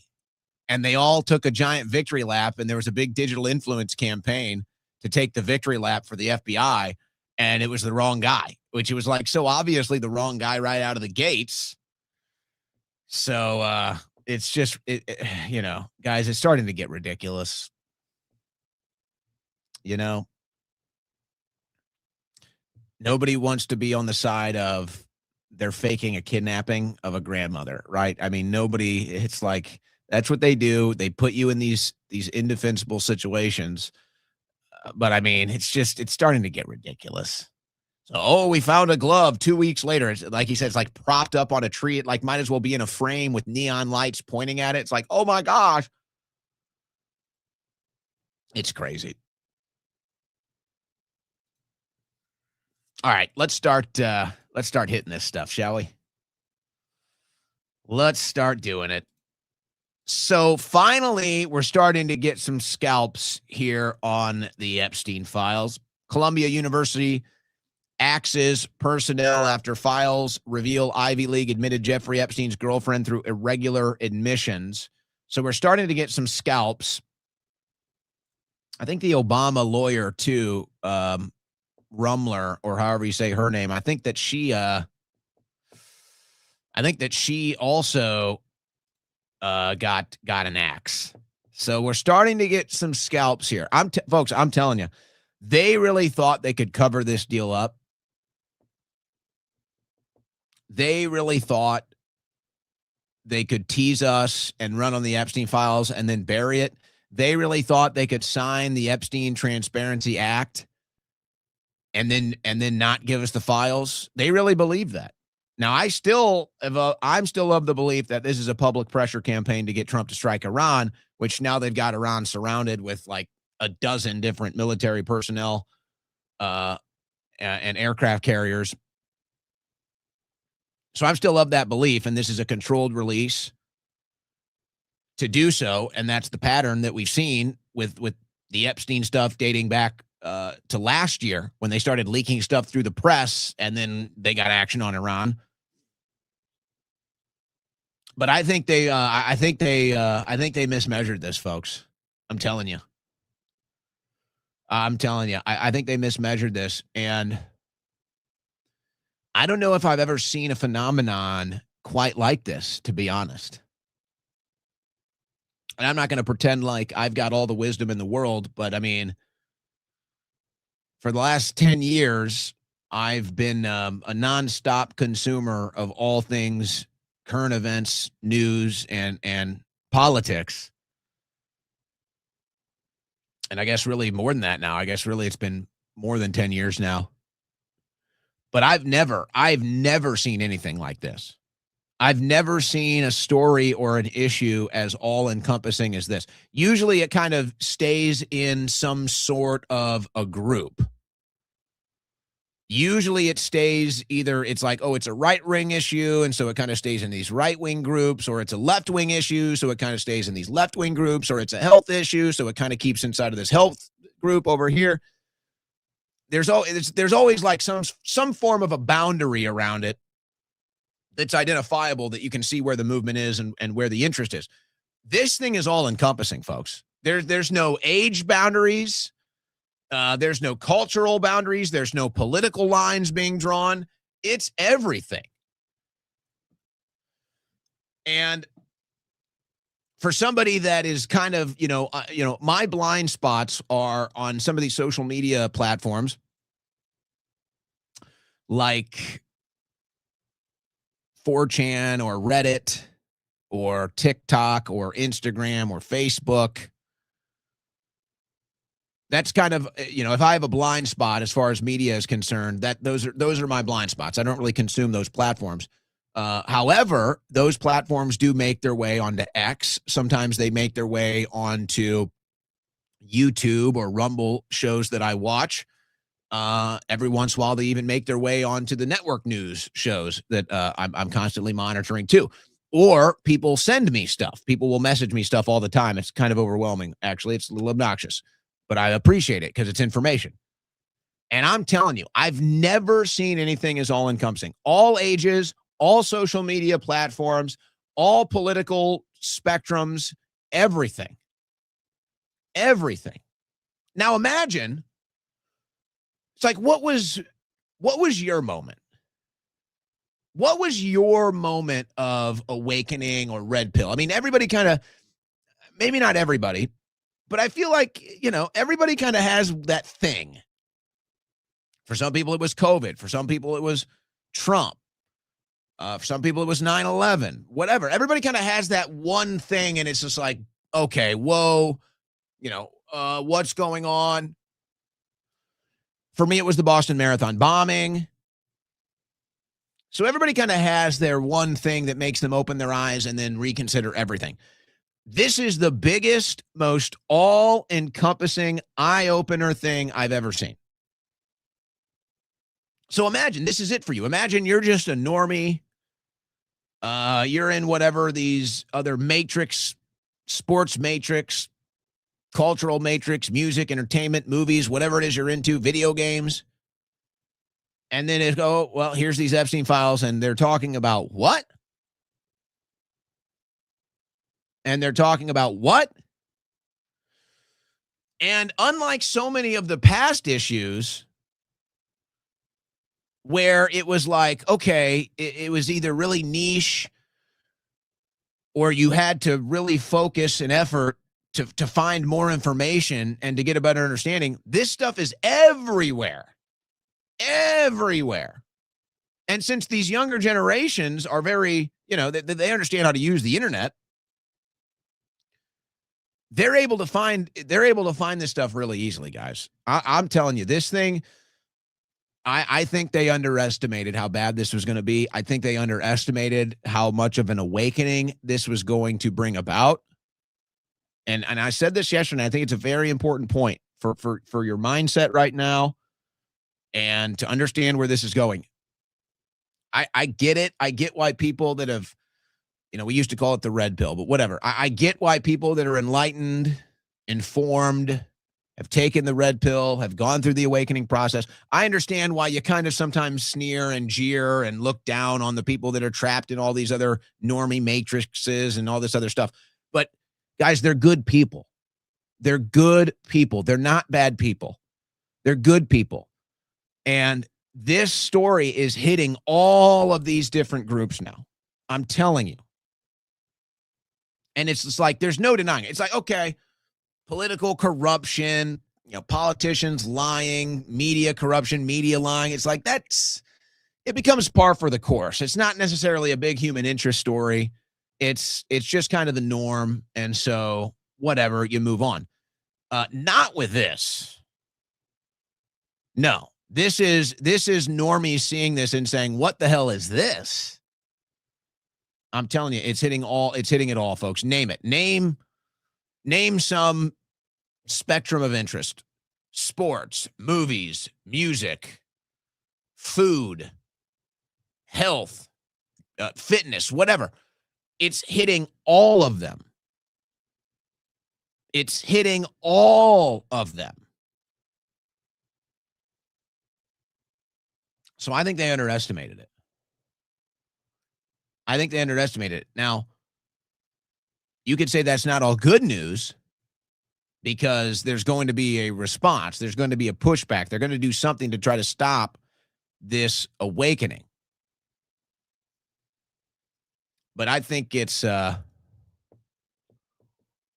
big. I think it's too big to stop now.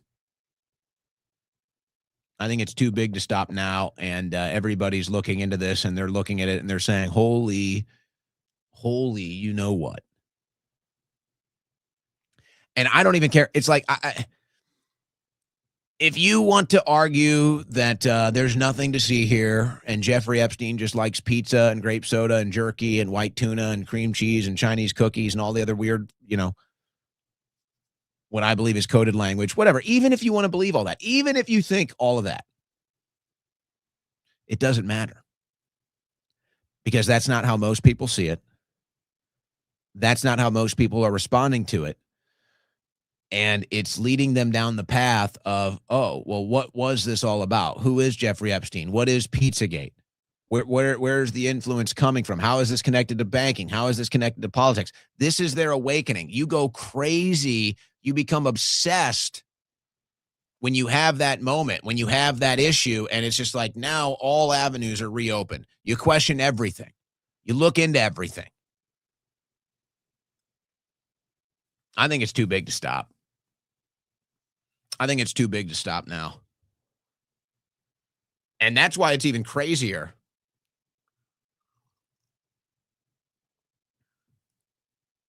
When people that are new to the party, let's say, people that are just arriving to the party here, or young people that are just looking at current events or political issues, whatever, for the first time, that's why it's so crazy to me. Like, why? And I guess people just don't understand this. They don't understand this paradigm. Why would you not go all in on exposing the Epstein files? Like, why would you want to try and twist this into some defense of it? It's just like, people are going to look at you as the bad guy now. But hey, not what we're doing here. So I do have some other Epstein stuff. I don't know, guys. I don't know if I can do the raw files today. I have to tell you. I do have some raw files. I don't know if I can do it today. Maybe we'll just hold on to it till next week. Before we do this, though, I see some people talking on the chat right now, and we'll get to the super chats in the third hour as we always do. But guys, I don't know what is going on with X. Okay. I addressed this in a video the other day. Something weird is going on with the X audience as far as my reach on X. And I want to be perfectly clear of what I'm saying here. There's obviously shenanigans going on at all the social media companies. Okay. X, in my mind, in my opinion, X is the #1 free speech app in the world. And nothing is perfect. I think James Fishback is maybe dealing with some censorship right now, but something has happened where X doesn't share my live show anymore. Okay, so I don't know what is up with that. We didn't change anything in our system. It's the same system that we've been using since we launched the show in October, and for whatever reason, this week they stopped posting my show. So we have to go in on the back end and repost it in a quote post. I don't even know how to really explain it, but for whatever reason, my show is not getting regularly posted on X, and it's just crushing the X audience. So we're hoping to get that fixed. Actually, I've had some people that have direct communications with some of the X technical team, and they've reached out about them, because really there could be an innocent explanation for this. And as somebody that likes X and supports X and uses X, I'd like them to know, because quite frankly, what's going to happen is, if this continues and they continue to bury live shows like mine on their platform, then people are going to go somewhere else. So we're on YouTube right now. Our YouTube audience is going up massively because of the X issue. The Rumble audience has usually maintained the same numbers there, but we're live on YouTube, X, and Rumble, and usually X has been the number one place for the show. But because of whatever this weird issue is on X now, people are going over to YouTube. So this isn't me attacking X. I'm a supporter. I'm a proponent of X. If anything, I'd like it to be the best. So this is more of a, hey, let's work together here, X. And let's figure out the issue, because if this issue isn't corrected, you're going to lose a ton of people to YouTube or to Rumble or to wherever else people are going to go. So I just figured I'd let you know that. But the YouTube audience keeps growing, and we do like that. We do like that. And we obviously have our normal Rumble audience that we love as well. I apologize that our system can't give us the Rumble rants. The system that I have only gives me the YouTube super chats. So that's why we do the YouTube super chats.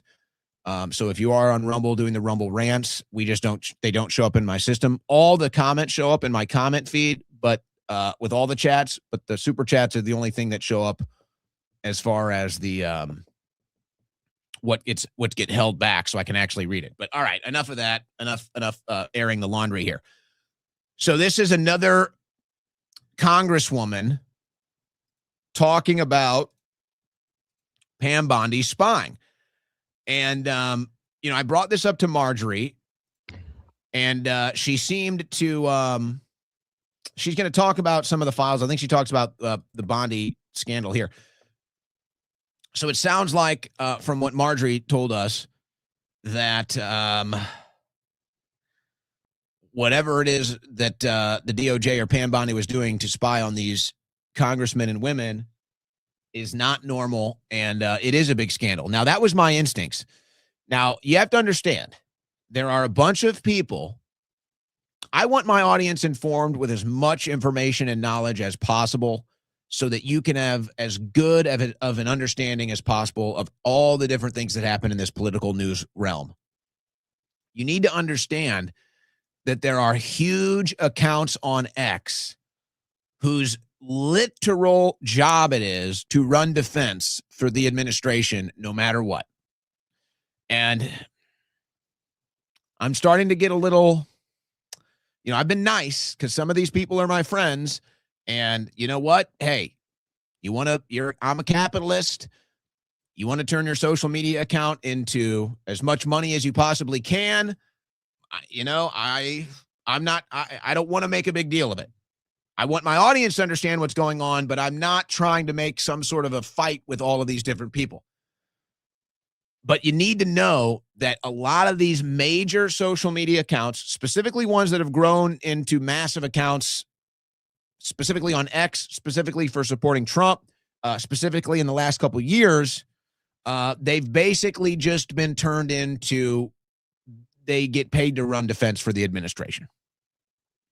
So I'm starting to get a little, it's starting to get a little much for me, but I've been playing nicey. I've been playing friendly, and I don't plan on changing that right now, but I will tell you, you need to know that's what's going on. You need to know that. Okay. So when you saw all of these people coming out and saying, oh, it's just normal. It's totally normal that Pam Bondi was tracking everything they do. That's normal. Everybody does this. So I thought, okay, maybe, all right, it could be true. Maybe there's an element of truth to that. No, my instincts were right. This is a major scandal. And there might even be some middle ground where you go in there and you go through stuff and there is some sort of a, digital record like there might be when you browse the internet. But the fact that they turned that into opposition research and gave it to Bondi so she could attack people during the hearing, that's a scandal. That's a scandal. And I don't know if this thing is going away. So here's a member of the committee that saw some of the files reacting to it all. I just walked out of the Department of Justice where I was able to look at some of the unredacted Epstein files. What I saw was incredibly, incredibly disturbing and further emphasizes the fact that this is a massive cover-up by the Trump administration and the Trump DOJ, because there were so many redactions that seemed extremely unnecessary. Something that I wanted to know that I'm very aware of is that we know we are being tracked when we are in there. Yesterday, during Pam Bondi's hearing in front of the Judiciary Committee, she was actually caught with a binder where she had members of Congress and their specific search histories when they were in there, which is just absolutely appalling and ridiculous. So I'm aware that when I was in there with documentation of what I was going to look for, Pam Bondi and this corrupt DOJ are aware of that as well and are very much tracking that. We are not going to stop fighting until there is justice for every single victim and every single person who was harmed by Jeffrey Epstein, Ghislaine Maxwell, and so many others who enabled these crimes. There's a lot more out there. So much more needs to be investigated. The allegations in these files are deeply, deeply, deeply disturbing. So next week I will be traveling. There is an important deposition happening as part of our oversight committee investigation, and we'll continue to keep you posted. I'm telling you, this thing's a big scandal, folks. And I'm going to tell you a couple other things here too. The numbers, you know, the administration has been comfortable because they've so far had the numbers. Most of the time, they've had the numbers that they need in the House, and they've had the numbers that they need in the Senate. I think they're going to have the numbers against them on this issue. I think the numbers are going to be against them on this issue. And eventually, the Republicans that are holding ground right now for the administration, they're going to flip. They're going to flip. They're going to read the room. They're going to look at the midterms, and they're going to say, sorry, Trump, I can't cover the Epstein files for you. I can't cover it up. Sorry. This is going to happen. Don't doubt me on this. The numbers are going to turn against Trump on this. It's going to happen overwhelmingly in the House, and I anticipate it'll happen in the Senate. Now, they might wait until it gets closer to midterms, and right now they're kind of playing ball with the Trump administration, and there's some give and take here because they all want the Trump endorsement, right? They all want the Trump endorsement. They all want the Trump money, political money machine. So they don't want to cross that bridge quite yet. But as they get closer to midterms and they've got their endorsement or they've got their funding secured, the numbers will turn against Trump on the Epstein files. Now, other issues, I don't know. On the Epstein files, 100%, do not doubt me on this. The Congress will turn against Trump on the Epstein files. The Republicans in the House and in the Senate, in the numbers that matter, will turn against the administration on the Epstein files. Guaranteed. They'll hold out till an endorsement. They'll hold out till they secure funding. They'll hold out until the wind is so strong they have to move. But it's going to happen. It's going to happen. And let me tell you one other thing that I am never going to do, and quite frankly, I find disgusting. I find this to be one of the most disgusting things that I'm seeing on the right, and that's attacking these victims. Now, I understand being a little curious and a little skeptical and politely and gently asking the question of, hey, why don't you just name names? Okay, I understand. All right, approach the topic gently, approach the topic very kindly, but hey, is there a reason you're not naming names? You guys have been talking a lot. You're doing TV interviews. You're doing press conferences. Is there a reason that we aren't getting the names? Can you just give us the names, or what's up with that? Okay, that's about as far as I'd say is acceptable to go. I'd say that's about as far as it's acceptable to go, and it's reasonable and it's fair. I see people outright attacking these victims now and demeaning these victims now and saying, oh, they're bad, they won't name names. Oh, they're part of a psyop, they won't name names. Oh, they're fakers, they're liars, they won't name names. Now, can women make stuff up? Of course. Have women made stuff up? Absolutely. Did a bunch of women make stuff about Trump? Of course. So we need to be able to look at all the different facts and keep the whole board at play. No. There are disgusting monsters out there, and it's the same people that are running cover for this administration. Let's be perfectly clear. The same people that are paid to run cover for this administration are now attacking the victims. You are disgusting. A fair amount of skepticism? Okay. As I said, you want to gently approach it and say, hey, is there a reason we're not getting names? Fine. No. These sick freaks in this Trump cult now are attacking the victims. And I can't even believe I have to explain this, but I will. And by the way, the women listening to this probably can understand this more than the men. And I'm not trying to overplay my hand here, but as you know, I am literally a victim of sexual assault. I have won sexual assault cases. Okay? And it's all very public. It happened on camera. And I will tell you, stuff goes on at these political deals that nobody wants to talk about, folks. Okay? So I'm not trying to overplay my hand here. But unlike these other people that actually have no experience with this, where I have actual legal victories on sexual assault cases against me, so not trying to overplay my hand, but I actually do have a little experience, unlike these jack-offs that are attacking these victims. Clearly, you don't understand something here. If a woman, let's say, hypothetically, this stuff is so toxic now, it's like, I don't even know. But let's say hypothetically, let's just use Epstein. I'll just use Epstein as the hypothetical here, since he's supposedly dead. Let's say one of these women was raped by Epstein. Do you have any idea how embarrassing that is to come out and say? Obviously not.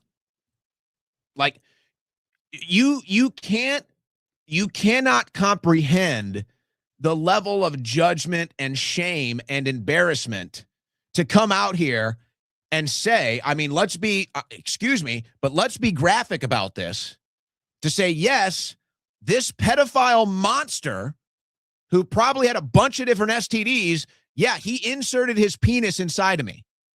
So I'm sorry to be graphic, but do you know how embarrassing that is to say publicly? Do you know how much shame and how bad that feels to have to say that publicly? And now everybody that looks at you and sees you associates you with that? Do you understand that? No, you don't. And you're freaking acting like assholes because you don't understand that. So if you want to approach it and kindly say, hey, I'm a little confused here. You guys keep talking about the perpetrators here, but you won't name names. I'm just trying to figure out why. This is why. Do you think these women want to come out here and say, I was raped by X, and then have that on them the rest of their lives? Do you think these women want to go in front of the country, in front of cameras, hundreds of millions of people around the world, and say, hey, this serial rapist, this pedophile, put his penis inside of me and held me down and raped me? Do you think they want to say that? You clearly have no sympathy or empathy or understanding at all of what that is like. And so it shows how, honestly, it's beyond being out of touch. It's beyond being out of touch. It's like you are such a selfish asshole that you think everything is about you. It's like, well, I want the names, so tell me. You're talking to a rape victim. You're talking to somebody that was sexually assaulted. You're a selfish asshole. So I get the skepticism. And I understand why people have questions and concerns. And you can talk about, hey, some of them were traffickers, and, some of them were of age and maybe agree to it. I understand there's a bunch of different things at play here. But I'm telling you right now, I am not going to be a part of this group that is attacking the victims and pretending like somehow these victims owe them all the answers they're demanding. You are so out of touch. And let me tell you what else. This is why women vote for Democrats. This is why women vote for Democrats, because they look at Republicans like you saying, these victims owe me answers. Now, these victims are liars. Give me the names right now or you're liars. You have no freaking clue how embarrassing it would be to step in front of a podium and a microphone and a camera and say, I was raped by Jeffrey Epstein. You have no freaking clue. You never will. And you look like an asshole that somehow this victim owes you anything. You're lucky she's even saying anything. You're lucky she's even putting her face out there. And then the administration's going to come out and dox them? And you're going to be a part of that? So that's not going to happen here.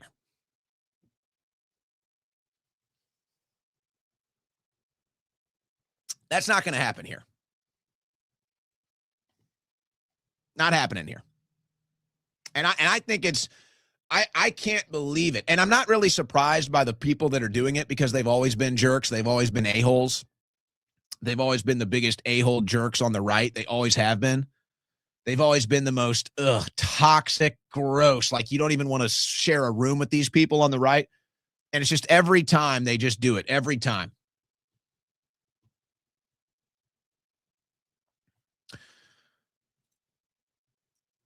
So there's movement in the Wexner case now.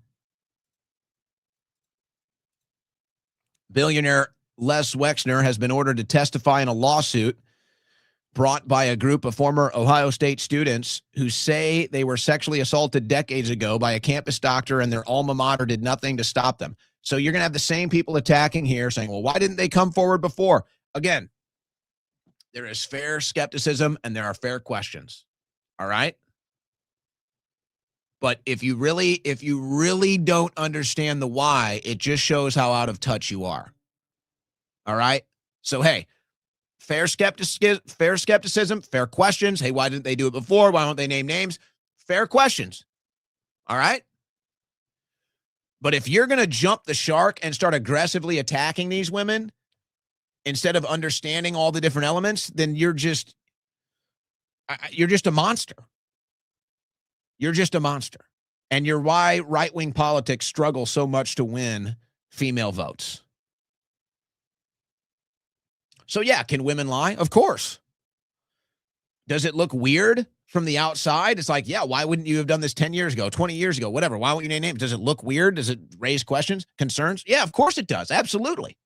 But there is legitimate reason. Do you think some student at Ohio State wants to go public and say, gosh, golly gee, I was raped, I was sexually assaulted as they're trying to get their degree and move into a career?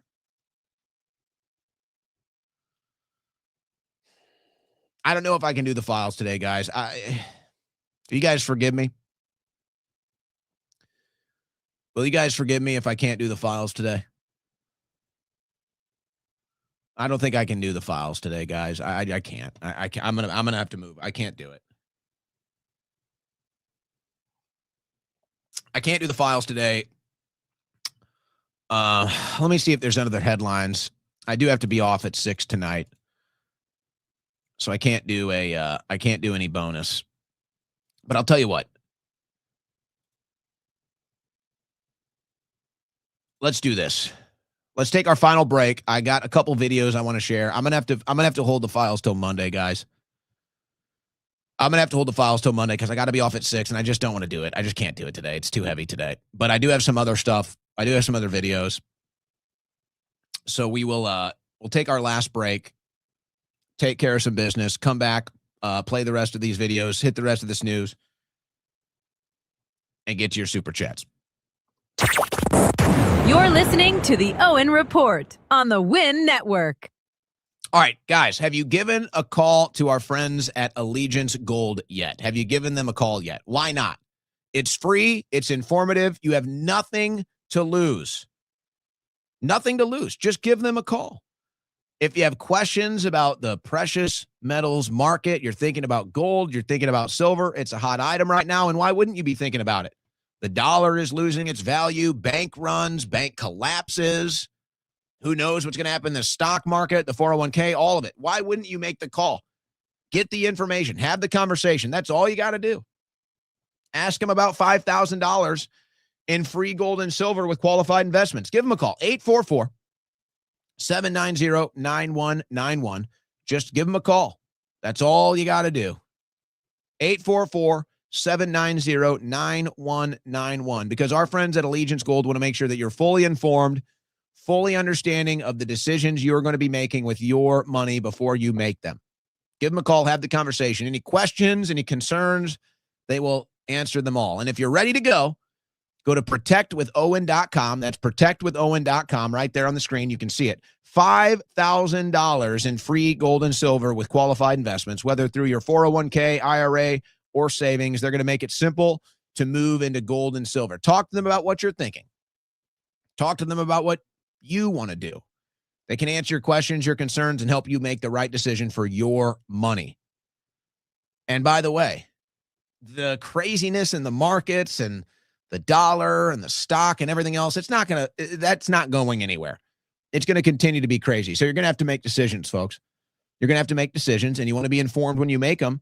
And you know what? It's turning out to be true. Gold and silver, still one of the most solid decisions you can make to protect your wealth. So do it with our friends at Allegiance Gold.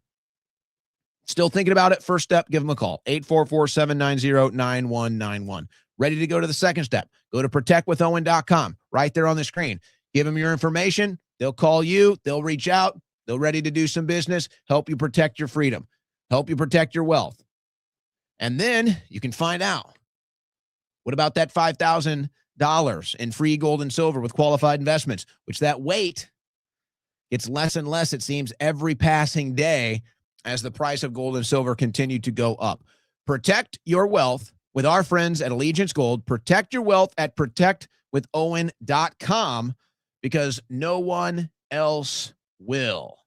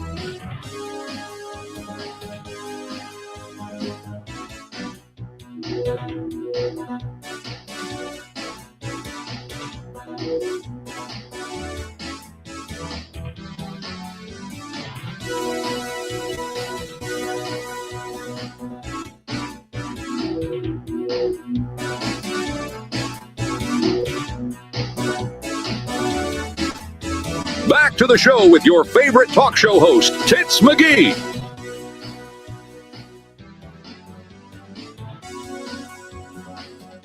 All right, final hour here on a Friday. Can we loosen it up a little bit here? I can't yet. No, we can't yet. We got some more heavy stuff for you. Darn it. All right. There's a lot of this going, folks. That's what I'm telling you. I've got so much of this. I've got so much of this. I took I think I got 3 or 4 videos here. And they make their way to X. People crop them off of Instagram and TikTok and all of these other platforms and repost them on X. I'm so glad they do. You've only got so much capacity for social media consumption. But I'm telling you guys, I had like 15 of these. And obviously we knew we had an hour with Marjorie Taylor Greene. And you can hold some of it over and do it during a different show. But I had so many of these videos, guys. I can't emphasize enough how all-encompassing this Epstein files saga is. I can't emphasize it enough. So when you see these videos I'm about to play, you have to understand, this is all generations, all ages, all backgrounds, religions, skin colors, people that are into all kinds of different things. This thing is all-encompassing right now. And there is a genuine human interest. So there is that kind of feedback loop of, oh, this is interesting. This is what people want to see. Okay. And so here's an example. I don't even know, but apparently, I guess, the Botox deal with young girls is popular. And maybe there was something else going on that this young girl connected with the Epstein files. Let's listen in. You guys already know I had to look in to see if Epstein had any connection to Botox. As you know, Botox. But see, so this is what I'm saying. I'm sorry. This is what I'm talking about. This is a girl who's in the Botox community. Like, what? I didn't even know that was a thing. There's a social media Botox community. Do you understand what I'm saying? I'm sorry to be redundant here. I just can't emphasize enough. Here's the Botox social media sphere. The Botox. What? The Botox social media sphere has gotten walloped with the Epstein files. That's what I'm saying. Like, who could have predicted all of these different random niche interests and fields and talking points and conversations, and it's hitting all of them. So we're going into the Botox community, guys. And before you get conspiratorial, no, I've never had any Botox. I'm all natural, baby. This is all natural human right here. 100% human grade beef. So we're going, I can't even, we're going into the Botox community now, guys. You guys already know I had to look in to see if Epstein had any connection to Botox. As you know, Botox is huge in Hollywood elite social circles, so I had to take a look. Botox is only mentioned 97 times in the files, but it sent me down a little rabbit hole. There were a lot of financial statements mentioning the stock Allergan, which is the company that owns Botox. And I even found this email where he was discussing purchasing some stock of the Allergan ticker. And he said, let's buy 1 million. A lot of wealthy investors own stock in pharma. So this alone was not shocking. What was more interesting to me was Epstein's frequent visits to Core Club and his relationships with these two toxic girls, Jenny and Dan Enterprise. Epstein was a member and an early financial investor of this very exclusive elite social club in New York City. Epstein appeared to visit the Core Club pretty frequently, some sources say almost weekly. The girls called Epstein their guardian angel and exchanged pleasantries like love you. And mind you, this was way after the fact that the allegations and stuff started against him. There's an email here between Dan and Jenny, between someone else, but it's not clear because it's been redacted, but they're discussing Jeffrey Epstein in this email. They want to meet at Core in the back of the restaurant for some coffee, tea, or beef jerky. Will be totally. What? We're meeting at the Botox Club in a secret room for beef jerky, guys. I mean, come on. Private. You guys TikTokers know that beef jerky is code for something more sinister. Jenny Enterprise, formerly Saunders, was listed in this. Are you hearing this? You're in the Botox social media community, and they're talking about beef jerky being code for something else. Do you understand how this is touching every single niche sphere out there? Epstein document where she arranges for underage girls to go to and from Jeff's Island. Core Club has shut off all commenting on their Instagram account. If you try to search Dan Skin or her other account, which is Dan Institute of Skinnovation, they are both gone from Instagram. Just another case of toxic ladies hiding behind the facade of beauty.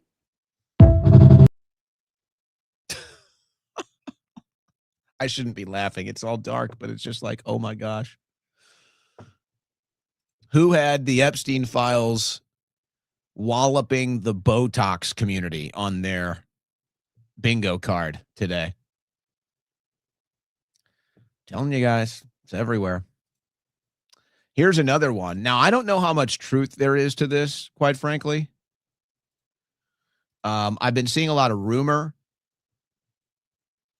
Schools all over the U.S. are canceling picture day due to Leon Black, whose real name was like Leon Blackstein or something. I forget what was. You guys could probably find out. That's not his real name. He changed like Leon Blackstein or something. The co-founder of the parent company that owns LifeTouch, being listed in the Epstein files. LifeTouch is the biggest school picture company in America and photographs millions of kids every year. Now, I don't know if there's any truth to this. I think it's too early to know for sure. But obviously this is becoming a story. And, part of the concern that people have here is what they're asking. Oh, so here's this guy, Blackowitz. I think it was Blackowitz. Yeah, guys, Blackowitz. Leon Blackowitz, I think was his original name. So they're saying, oh, okay, well, here's this guy connected to Epstein and in the files and some of the most gruesome emails. And they point out, okay, so this company, they take a picture of all the kids in America that use this service, which is probably like, of all the schools, probably 95% use this service, right? I'm pretty sure that's the service that my school used. I don't think my high school used that service. I think my high school actually did their own thing. But definitely my grade school did. 100% I know my grade school did.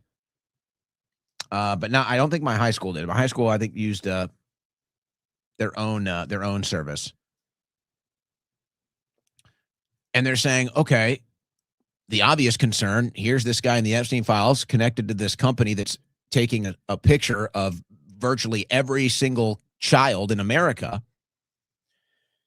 And what the other thing they're reaching to is they take your picture whether you want them to or not.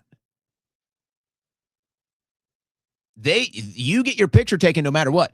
Now, you don't have to buy the photos. You can pay the $19.99 or whatever different packages and buy the photos. You don't have to. They take your picture no matter what. So I'm not sure because I don't know. When do school pictures actually happen? Is anybody in the chat? I'm looking at the chat right now. Does anybody in the chat have kids that are school aged that are in middle school or grade school at this point? Because I feel like they don't take pictures until like spring.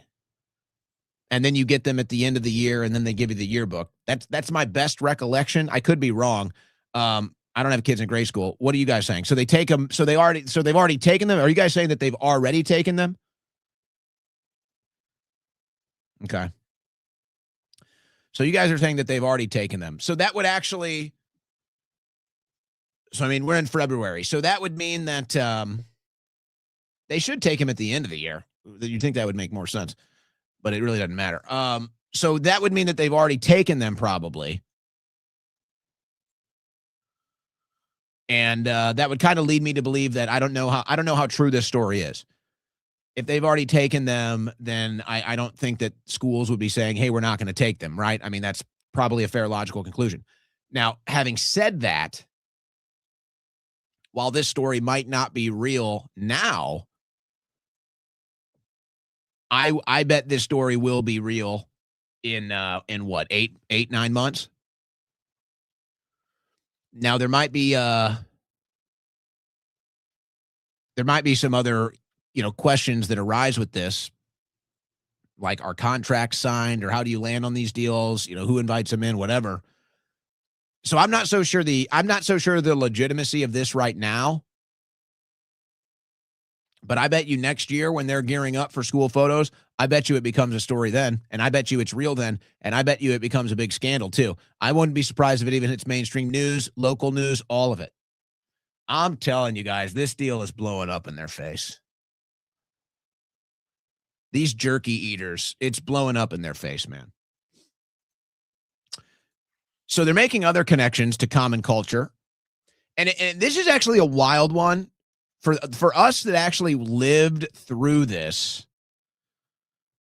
there's a couple different angles of this. First, let's just play this girl's breakdown of what a lot of us lived through. If you're my generation, a lot of us lived through kind of the original Abercrombie generation, the original kind of sexualization of kids generation. Let's listen to this quick breakdown because now that's all tied in. Right now, millennial women are being forced to reckon with the fact that our experience of girlhood was directly tied to the most powerful sexual predators in modern history. Millennial women grew up in the shadow of Jeffrey Epstein. We didn't know it at the time, but he and his pedophile friends had a finger on all of our decisions, the clothing we wore, the scents we put on our skin, the stores we shopped at, our body image, our insecurities. It's not just that the people we held up as heroes, princes, presidents, Hollywood stars, were in fact villains. It's that the power they wielded over society impacted all of us. The perverted nature of these men infiltrated every aspect of our lives. Mall culture of the early aughts was owned by men associated with Epstein.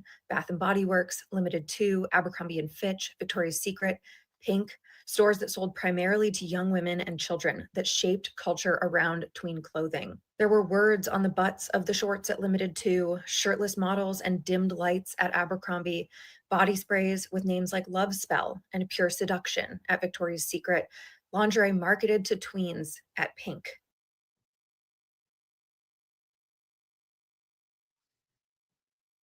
L Brands Inc. chairman and CEO Les Wexner wrote in a 2009 letter to shareholders, Pink, the color that represents tenderness and femininity, the color that evokes childhood, playfulness and purity, the color assigned to girls before they're even born.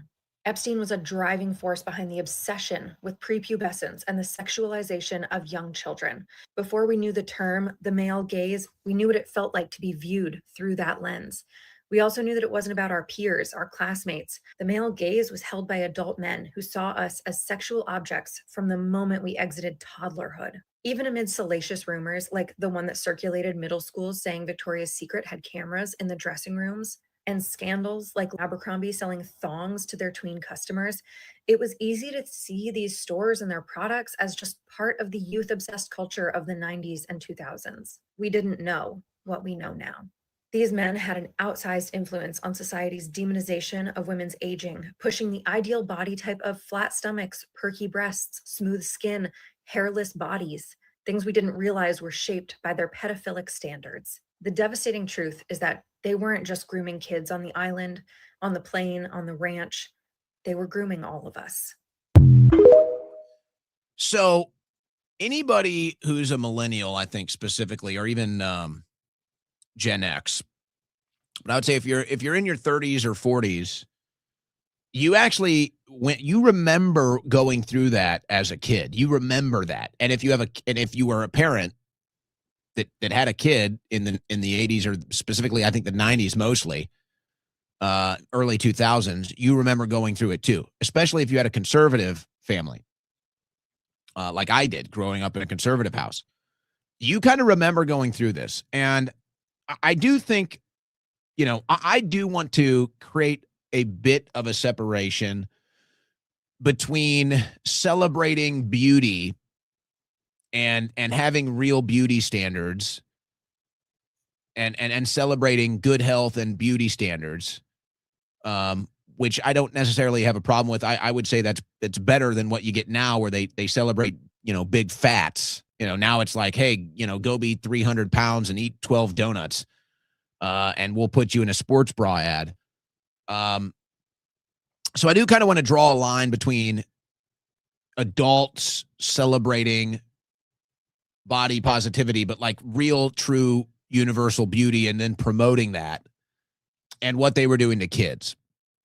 But there is no doubt that this was being directed at kids. And I remember living through that and what it did to young girls, because what ended up happening was, I think even schools had to address this. I remember my school had to actually address this, and it became an issue because these girls started going around with those booty shorts that had words on the back of it. And so it's like, okay, whatever, some college girl wants to wear booty shorts that say juicy on the back of it. It's like, okay. No, they were pushing this stuff to like 11 and 12-year-olds. And I remember at my school, because girls had to wear dresses or skirts, and they would take them off for gym or they would take them off for recess and they'd have their shorts underneath and they'd be wearing these shorts. It became a big issue and they had to ban, I believe they banned those shorts at my school. I believe they banned them. And then the other thing that young girls were doing is they were hiking their skirts and their dresses up. So it's like, then my school had to create a rule that your skirt or dress had to touch your knee. Now, again, I went to a Catholic grade school. It's obviously conservative. I remember living through that. I remember watching that happen in real time. And some of you probably had a similar experience. Some of you probably even remember this. And I think it was even nationwide. They started targeting the young girls with this stuff. I mean, folks, they were, you're a young kid. You're kind of already in your own, you're figuring it all out for yourself, right? So you're not really fully understanding what's going on. You're just kind of figuring it all out for yourself. But no, I remember when all of this was happening. It got so bad with these girls, they banned the booty shorts. And so girls started hiking their dress and skirts up, and then they made a rule that your dress or your skirt had to touch your knees. That's how bad this got. They were 100% sexualizing kids. 100%. And it's just like, okay, are they trying to sell a product? Or are they trying to manipulate and sexualize the youth? And people are starting to reach, obviously, that conclusion. All right, let's move through some of this other stuff here. I mentioned this one with Marjorie Taylor Greene. This was a wild one. This thing will go up over 1 million by the end of the weekend. Guaranteed. LifeSite's news. Anti-Zionism is not anti-Semitism. Folks, I'm telling you right now, and you go read the replies, it's crazy. The woke right and the Israel firsters are panicking, folks. Their weaponized word of anti-Semitism is failing. This is the woke left racism abracadabra word. We all watched the left throw the word racism around against everybody they could not win a debate with. We all watched the woke left throw the word racist around to anybody they disagreed with. And now that word has lost its value, lost its power. The exact same thing is happening with the word anti-Semite and the woke right. And they're panicked. They're panicked. And imagine, I mean, you can't even imagine this because this is the debate. You're telling people that you're not allowed to criticize a foreign government? You're telling people that you're not allowed to criticize a foreign leader? And this is where it gets even more interesting. It's like, if a person does a bad thing, then that person is bad. Okay? It doesn't matter. That person is bad. But now it's like, you criticize someone that does a bad thing, and that person just happens to be Jewish. Now all of a sudden you're an anti-Semite. So this thing is going bad fast. This thing is going bad fast. I'm telling you, it's losing its power, and this is the biggest weapon of the woke right, just like the biggest weapon of the woke left was, you're a racist.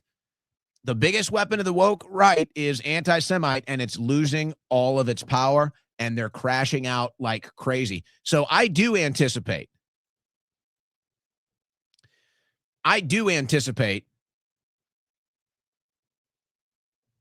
they're going to censor this majorly, just like the woke left, and then probably put people in prison, just like the woke left too. I hope that doesn't happen. I hope we learned from this when the left did it, and I'd like to think that the right is better as far as integrity and values and constitutionally, but I'm not so sure at this point. I really am not. I'm really not. Now, here's an example of if logic can't be applied universally, it's not logic, it's propaganda. So this is an example of the response here. And I've kind of been mentioning this on the show, but here's a little back and forth on X. Joel Berry he's from the Babylon Bee. The vast majority of the pro-life movement loves and supports Israel. Not much longer. If you care about saving preborn babies, it's very unwise to shatter your own movement into pieces over a controversial and unrelated foreign policy position that only a fraction of your movement agrees with. So Joe Drazid responds, one day it's podcasters find out if they say negative things about Israel, they get lots of views to pander to hate. The next day it's only a fraction of your movement cares about this. I mean, folks, they are losing so badly they can't even stay logically consistent. It's the same thing. Oh, it's all bots. To, oh my gosh, it's a dangerous movement. It's too big. Which one is it? Is it all bots? Or is it a rise of anti-Semitism? Which one is it? Is it a massive group of people? Or is it a fraction of the movement? Which one is it, guys? You can't have it both ways. If logic can't be applied universally, it's not logic, it's propaganda. And let's not even get into per capita stuff. Let's not even get to, oh, we can talk about group behavior unless it's a single group. Let's not even go there. I've got the AOC clip here where she's praising foreign aid, but I mentioned that earlier, so we'll move on from that. Oh, this is funny. So Secretary Kennedy here, they put out an ad for MAGA. Processed food kills, eat real food. Check out this ad, folks. This is good stuff. I think the MAGA stuff is it's the only thing that kind of is staying on the positive side, I think. Of all different things, I think MAGA is the only thing staying on the positive end here.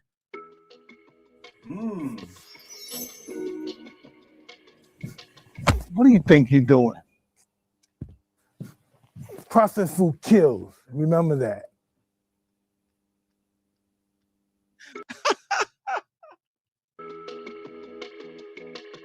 I mean, that's so nice. I would have watched it twice.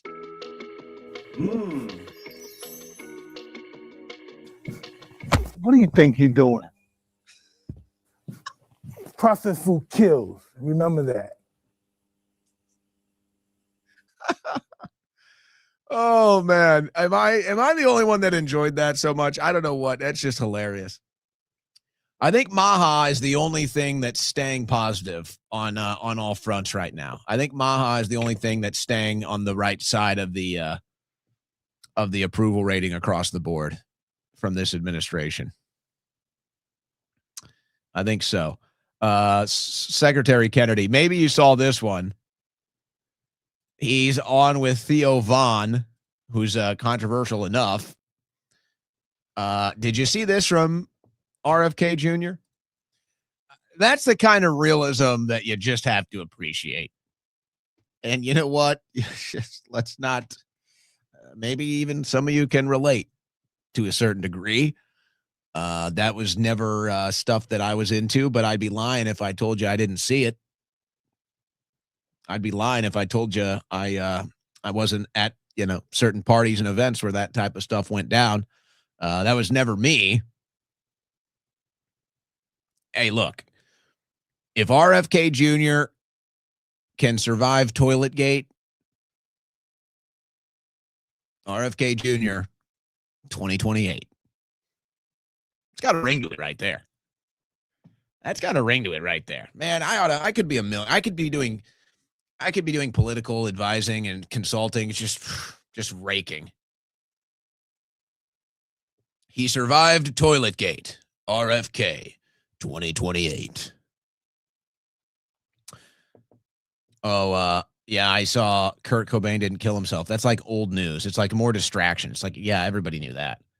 Anyway, moving on. I told you guys I'm really pulling for the men's hockey team.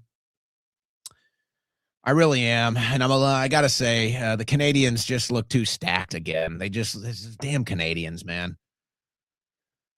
They just look too stacked again. But I got to say, the U.S. team, they got the heart, man. They got the heart.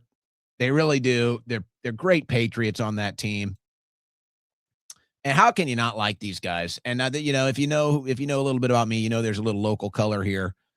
But here's the Kachuk brothers. Grew up same area of St. Louis I did. Went to the Keith Kachuk, their dad, a hockey player. They all belonged to the country club where I was a lifeguard when I was a young kid. So used to see them all the time. Same thing with the Pronger boys. So now they're out there skating around, kicking ass in the NHL, playing for Team USA. How can you not root for these guys? For everybody watching back in St. Louis, we feel your support. We get your messages. We see the videos. Keep sending them more in. We want to hear all about it, and we want you to know that we're going to bust our ass and do everything we can to represent you and the millions across the country and compete our asses off. So keep giving us the support, and we're going to try to keep doing our job. I mean, we wouldn't be here if it wasn't for the city of St. Louis and so many great people there, and for the people at OB's. Enjoy the Brady special: bacon cheese pizza, toasted wraps, dirty wings. And wear your red, white, and blue for the next 2-3 weeks. Free pass at work, wherever. Wear your red, white, and blue. For everybody watching. And the OB Clark shout out. The OB Clark shout out. I used to have maybe that's where I should have the homecoming party. It's where I used to go have some adult beverages. OB Clark's. That's where the St. Louis Blues showed up at like 4 a.m. in the morning after they won the Stanley Cup. They kept the place open. I'm just pulling for those guys, man. I hope they pull it off. It'd be the first gold medal for the U.S. men's hockey team since the Miracle on Ice. How wild is that? How wild is that? All right, a couple other stories. Crazy woman tried to burn down what she thought was an ICE detention center, but it wasn't. So nice job, liberal moron. What else do we have here? Yeah, you know what?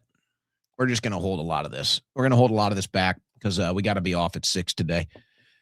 And we got a lot of super chats to get to. So let's go ahead and do that. And don't forget, guys, if you do want to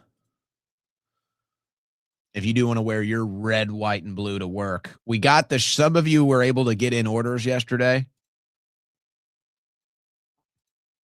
I told you we ended up doing 2 different shirts. Some of you actually got a couple orders in yesterday of this one, but this is now, this is no longer on the site actually. So let me at owenschroyer.com. We just decided to do 2 separate shirts. So that's the America Only Alpha Elite Tactical shirt. And then we have the USA Shield Edition. So this is allowed to be worn at work. We've got it in Royal. We've got it in Navy. We might need to do a white one because white is one of the jersey colors. I think we'll add a white. For that. So you want to pull for the boys. We'll add a white. There will be no Canada apparel at the website.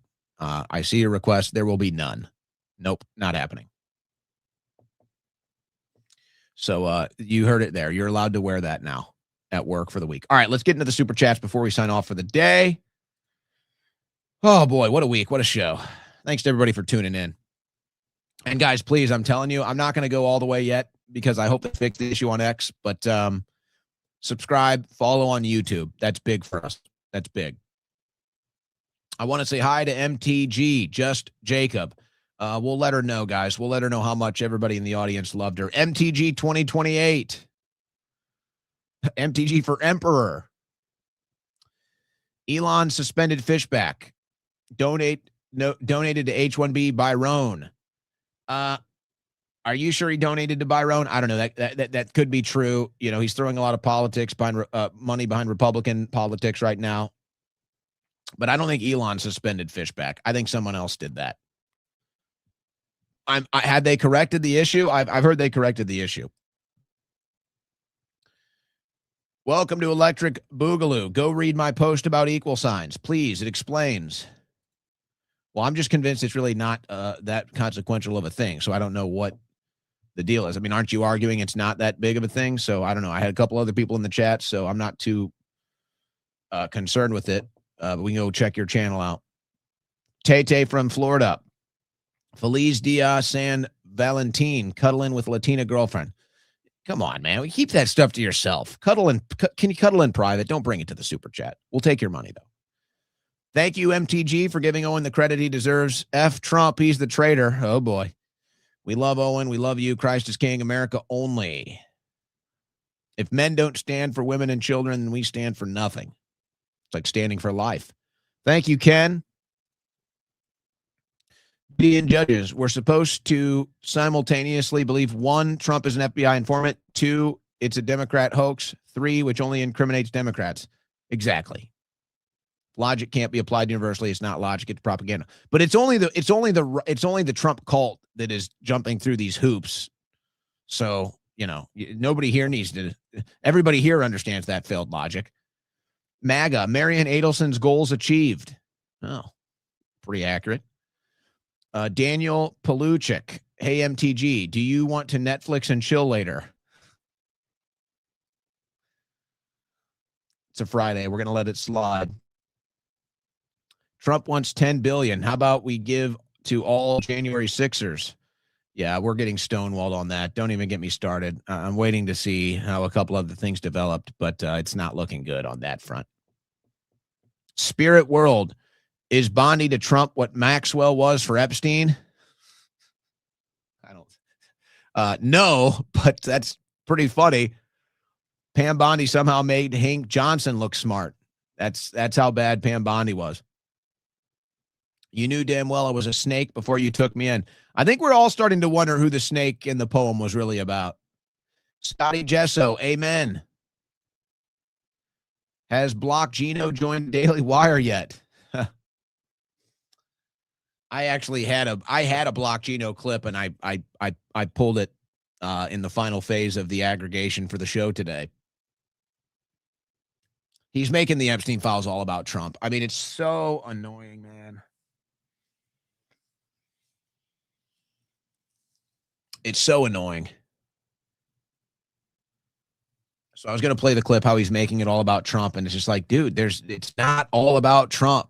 Like, there's billions of emails here. It's crazy. Will Block Gino end up at the Daily Wire? I hope MTG helps Fishback become governor. WMTG from Big Mike. Very popular today. Christians, you won't have to vote anymore. I love you, Christians. I'm not Christians. DJT. That's a quote. He also, a quote from yesterday, I'm Israel's best friend. He said that yesterday. We can't get along with the left because they want anti-whiteism.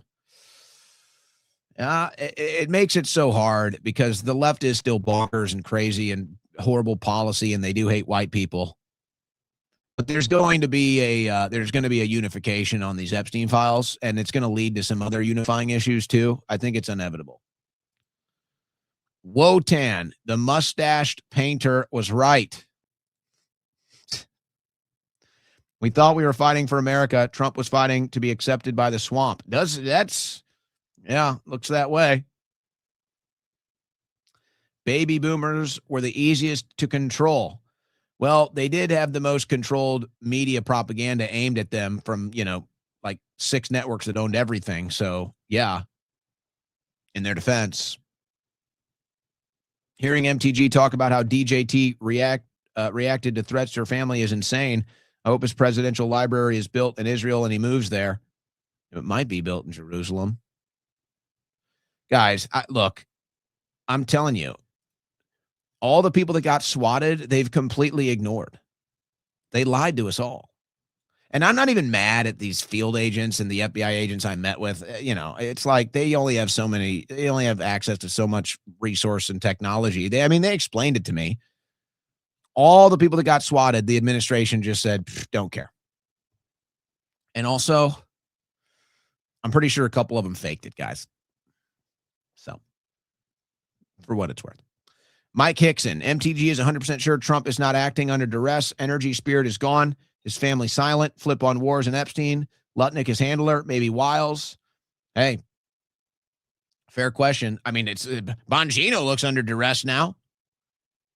Yeah, so honestly, sometimes it makes you feel bad, doesn't it? Sometimes it makes you feel bad. You see Trump, you see Bongino, like, are these guys under duress? This doesn't look good. Mr. Burns in year time. Is that a Simpsons reference? The Simpsons called it again. WMTG from Owen's Veterinarian. Oh, my veterinarian is in the chat today. How about that? We've gotten more fake anti-Semitism arrests than deep state arrests. MAGA, baby. That's a fact. PFF, we are fighting demons. Exactly. The Great Awakening, the noticing. Employee strong for life. MTG. Told you, Owen, even MTG says you're a great leader. Leaders don't always have to be in office. In fact, the best ones can be boots on the ground. You know, I've kind of talked about this, how it's not that I'm over the street content. It's just like, I don't know, guys. It's kind of stale to me. And quite frankly, at this point, I feel it's very unsafe. You know, if I could hire an elite security team, then maybe I'd be more willing. But it's like, I don't even know what I would do. The activism stuff is like, it's, you know, I think about it like this. Trump, and I wonder if this even isn't part of the purpose, but Trump has disenfranchised the strongest warriors on the right. I mean, Trump has disenfranchised us and let us down so badly that the morale is so low. It's like, I like Thomas Massey. I would, you know, I'd help somebody I like to maybe get elected still, obviously. But like to the level of activism and stuff that we did for Trump, I don't know if I could ever do that again. And I have to check myself and say, well, if that's the purpose for Trump to disenfranchise people on the right, to make sure we never rally again, to make sure we never organize again, to make sure we never protest again, then I can't fall victim to that agenda. But it's like, man, I'm so disenfranchised by Trump. I'm like, I never want to do that for any politician ever again in the rest of my life. Why would I? Why would I go through that? I mean, guys, look at what happened to Charlie. Look at how they've basically just effed off with that story. Trump gets asked about Charlie. Apparently, you know, they're friends. And Trump gets asked about Charlie, and he says, look at my beautiful ballroom. Isn't it great? Like, dude, why would I do anything? Why would I go for prison? Why would I put my life on the line for any politician ever again after the way Trump used us, abused us, and threw us overboard? Like cheap jerky. And it's like, well, if that was the reason, then I can't fall victim to that. But man, it's like, but if there's anything worth organizing and getting back out on the streets and putting bodies in DC, it's over the Epstein files. If there is anything worth putting bodies in the streets in DC again, it's to demand arrest of the Epstein files.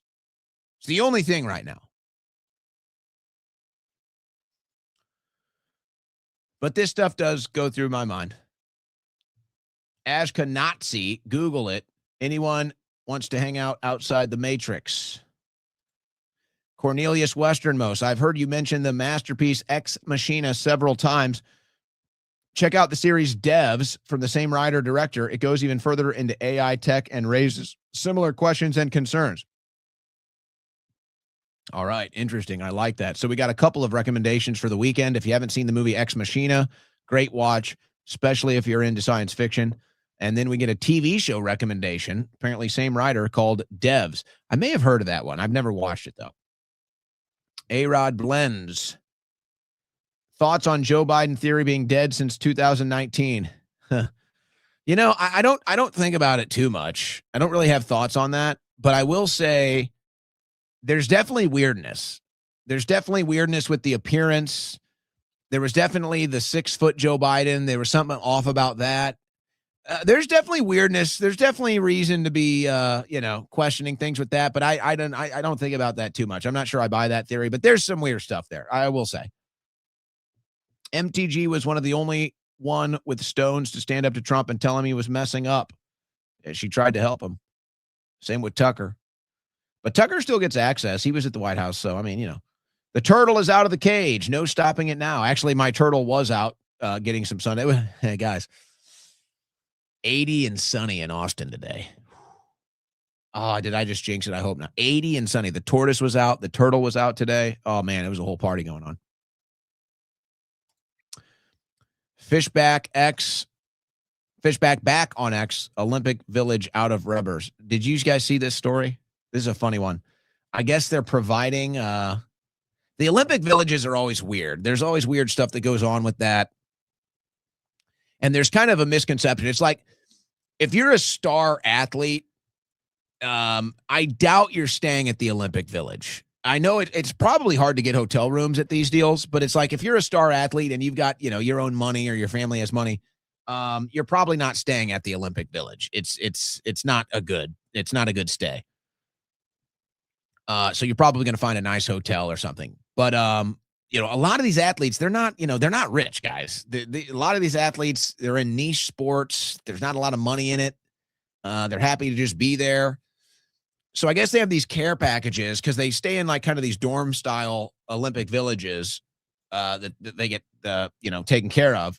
If they don't want to, I'm assuming you can go stay at a hotel if you want. But I guess they, good looking people, athletes, and so they're putting condoms apparently in these care packages. Why? We need to make baby making cool again. There's this argument about the institution of marriage being old school. Is it a good thing that marriages are, it's kind of like old thing now. There's the social stigma of not being married. It's like all that stuff is kind of changing. And you can argue, is it good? Is it bad? Whatever. All that aside, we should make baby making cool again. We should be saying, if these super athletes are at the Olympics and want to get busy and make a very strong genetic baby, then, why are we blocking this? It actually feels like more than just population control. It feels like we're trying to stop humanity even. Yeah. Elon and Thiel worked together on PayPal, and now they're working together with Palantir. Elon is involved in Palantir? I've not seen that.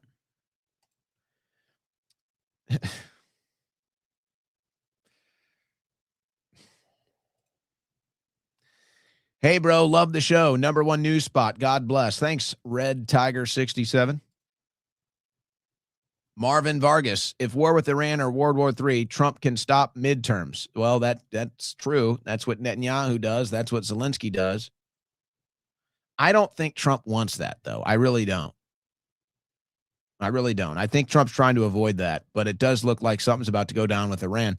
Now, the big concern is, and to Trump's credit, he's been able to kind of manage this stuff before without getting too big.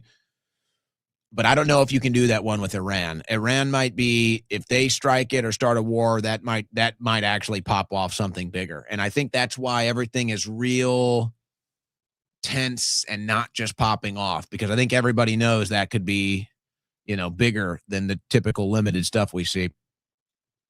We need justice, not only for this country, but for the victims as well, for the planet. These damn demons, get off our planet.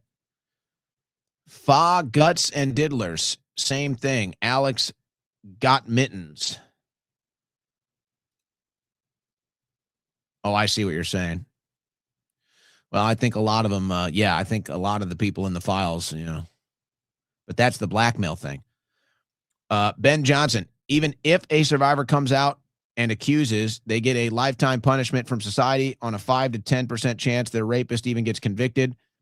It's a hard charge to prove in court. It happens without witnesses. Yes, this is true. And prosecuting attorneys will tell you that. And that was part of the reason why when we took my sexual assaulter to court, we had to make a decision. It was like, okay, you can go with this. It's going to be harder to convict.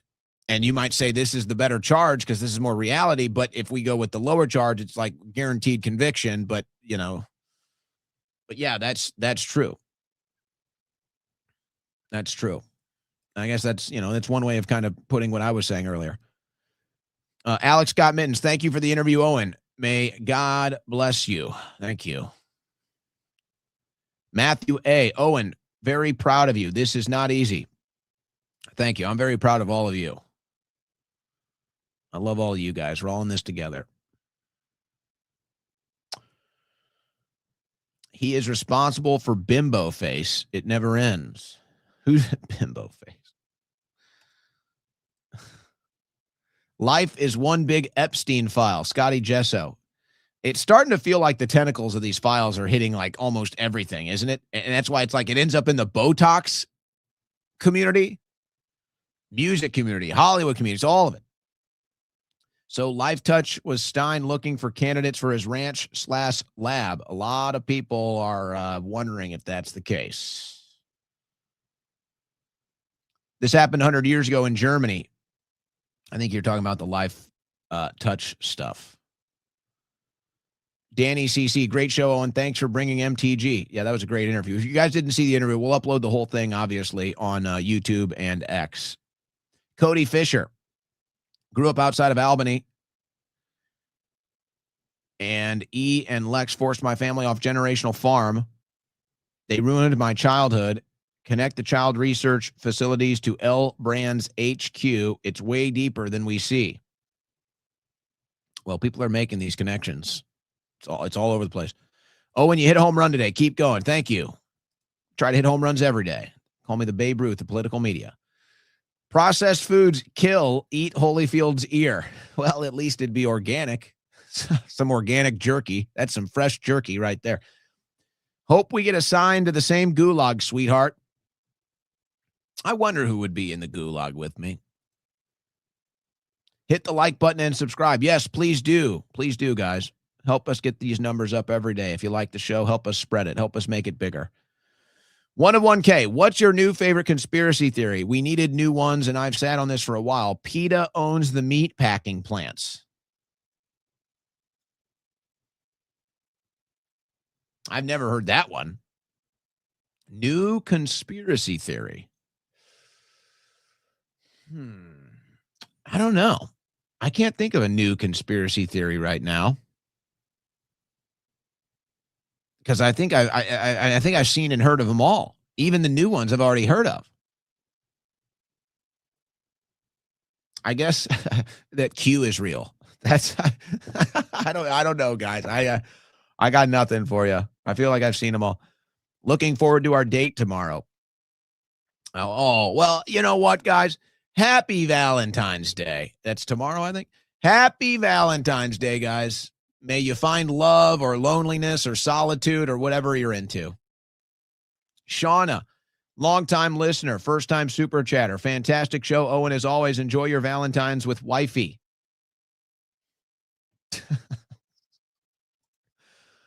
You guys are crazy, man. I do. I have big Valentine's Day. I have a big Valentine's Day planned with a very special girl. How about that? That'll drive them wild. You'll never know. Gregory Wright, we will never have another president like Trump. Respect the office. Well, I definitely agree. Loxism. Oh, boy. Ashley, 39-68. Trump is implicated because it was his administration that snuck Epstein out of the prison and faked his suicide. Or was it one of these Epstein body doubles that we're hearing all about now? But yeah, more people now think that Epstein is still alive, including myself. I didn't believe that. I guess that could answer the earlier conspiracy theory. I didn't think Epstein got out. I thought he was actually dead. I thought somebody went in there and killed him. And the autopsy proves it. He was strangled to death. I mean, so the whole thing is just a joke. So it's just like lie on top of lie on top of lie. No, I think he's still alive now. I do. I think Epstein is still alive now. So I guess that's my new favorite conspiracy theory, but that's kind of an old one. RFK Jr. was on JE's jet 2 times. Was he? But he never went to the island, and I don't think he was on it with Epstein, if it's my interpretation, because Epstein would lend his jet out every once in a while, and I think he had 2, didn't he? But look, just because you're involved doesn't mean you're implicated in anything. And I have to look at what's happening now. And, RFK Jr.'s wife was on with Rogan, and they were just ripping into the whole Epstein thing. So I don't think she's doing that if RFK Jr. is implicated in anything bad. My Trump derangement syndrome level today is a yellow bar. The tortoise chewed my boots up again. Now, Don is not really eating right now, so I don't believe you. So that's something that's actually, now I'm suspicious. LA Patriot. RFK Jr. is Rabbi Shmuley's good friend. Oh. how they are. They have, yeah, he did take the selfie. He did do the selfie video with Schmully. Actually, Schmully just got seen with somebody else. Smully just did the humiliation ritual with somebody else recently. I forget who it was. I saw that. I feel like just being in Schmully's presence is a humiliation ritual. R.J. Rico, the government and the military are all in on the Charlie situation. Nothing happens in this country without them knowing. Well, I'm not going to go into that, but there is 100% a cover-up and 100% the official story is a lie. That's the only conclusion that I've reached at this point. Baby making in the studio tonight. Not in the studio. Can we just keep one place holy? Scotty Gesso, they won't stop the noticing. Shout out to Rathbone. Gregory Wright. Owen, please, me, the baptism of Christ. Do you want to, I think you maybe, did you misphrase that? I appreciate the super chat. God bless. RFK Jr. was hugging on Rabbi Schmully at the Israel parade celebrating Israel's 75th birthday. He's Israel first like the rest of them, compromised. Well, RFK Jr. might survive Toiletgate, but I don't know if he can survive Rabbi Schmully Gate. That one might be too much. I think I would rather do drugs off of a toilet seat in a public bathroom than go anywhere near Rabbi Schmully or even be in the same room as Rabbi Schmully. Thanks for the super chat, Gigi. Parody Mike, last of the day, I think. Oh, we got one more. Parody Mike may be the stupidest YouTuber ever, but he notices sub him. Oh, a little self-insult and promotion. Okay, all right, not bad. Jordan Walker, is pizza and jerky even kosher? How's that work? Well, see, that's the thing. These people are not really, it's really a weird thing. It's too heavy to get into at 6 o'clock. But it's like, they're not really Jews. It's like they use Jew as like a weapon. So they use that, oh, I'm Jewish as like a weapon of superiority and a weapon of victimhood. But like the real Jews, like if you want to talk about like a practicing, like a Jewish person that's practicing the beliefs, those are the Orthodox Jews. Like those are people that actually like live and like are practicing Jews. You think Epstein is like a practicing Jew? No, he's a damn Satanist.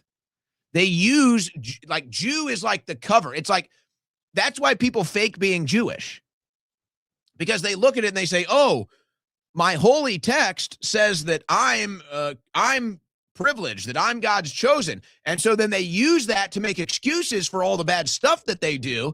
And then they use it as cover.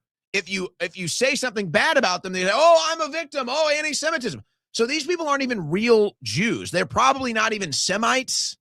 They're probably not even actually practicing Jews. It's a big fake. It's all been twisted and contorted, quite frankly. But that's probably too heavy, and it's too late to get into now. And God knows everybody's got their opinions on that. So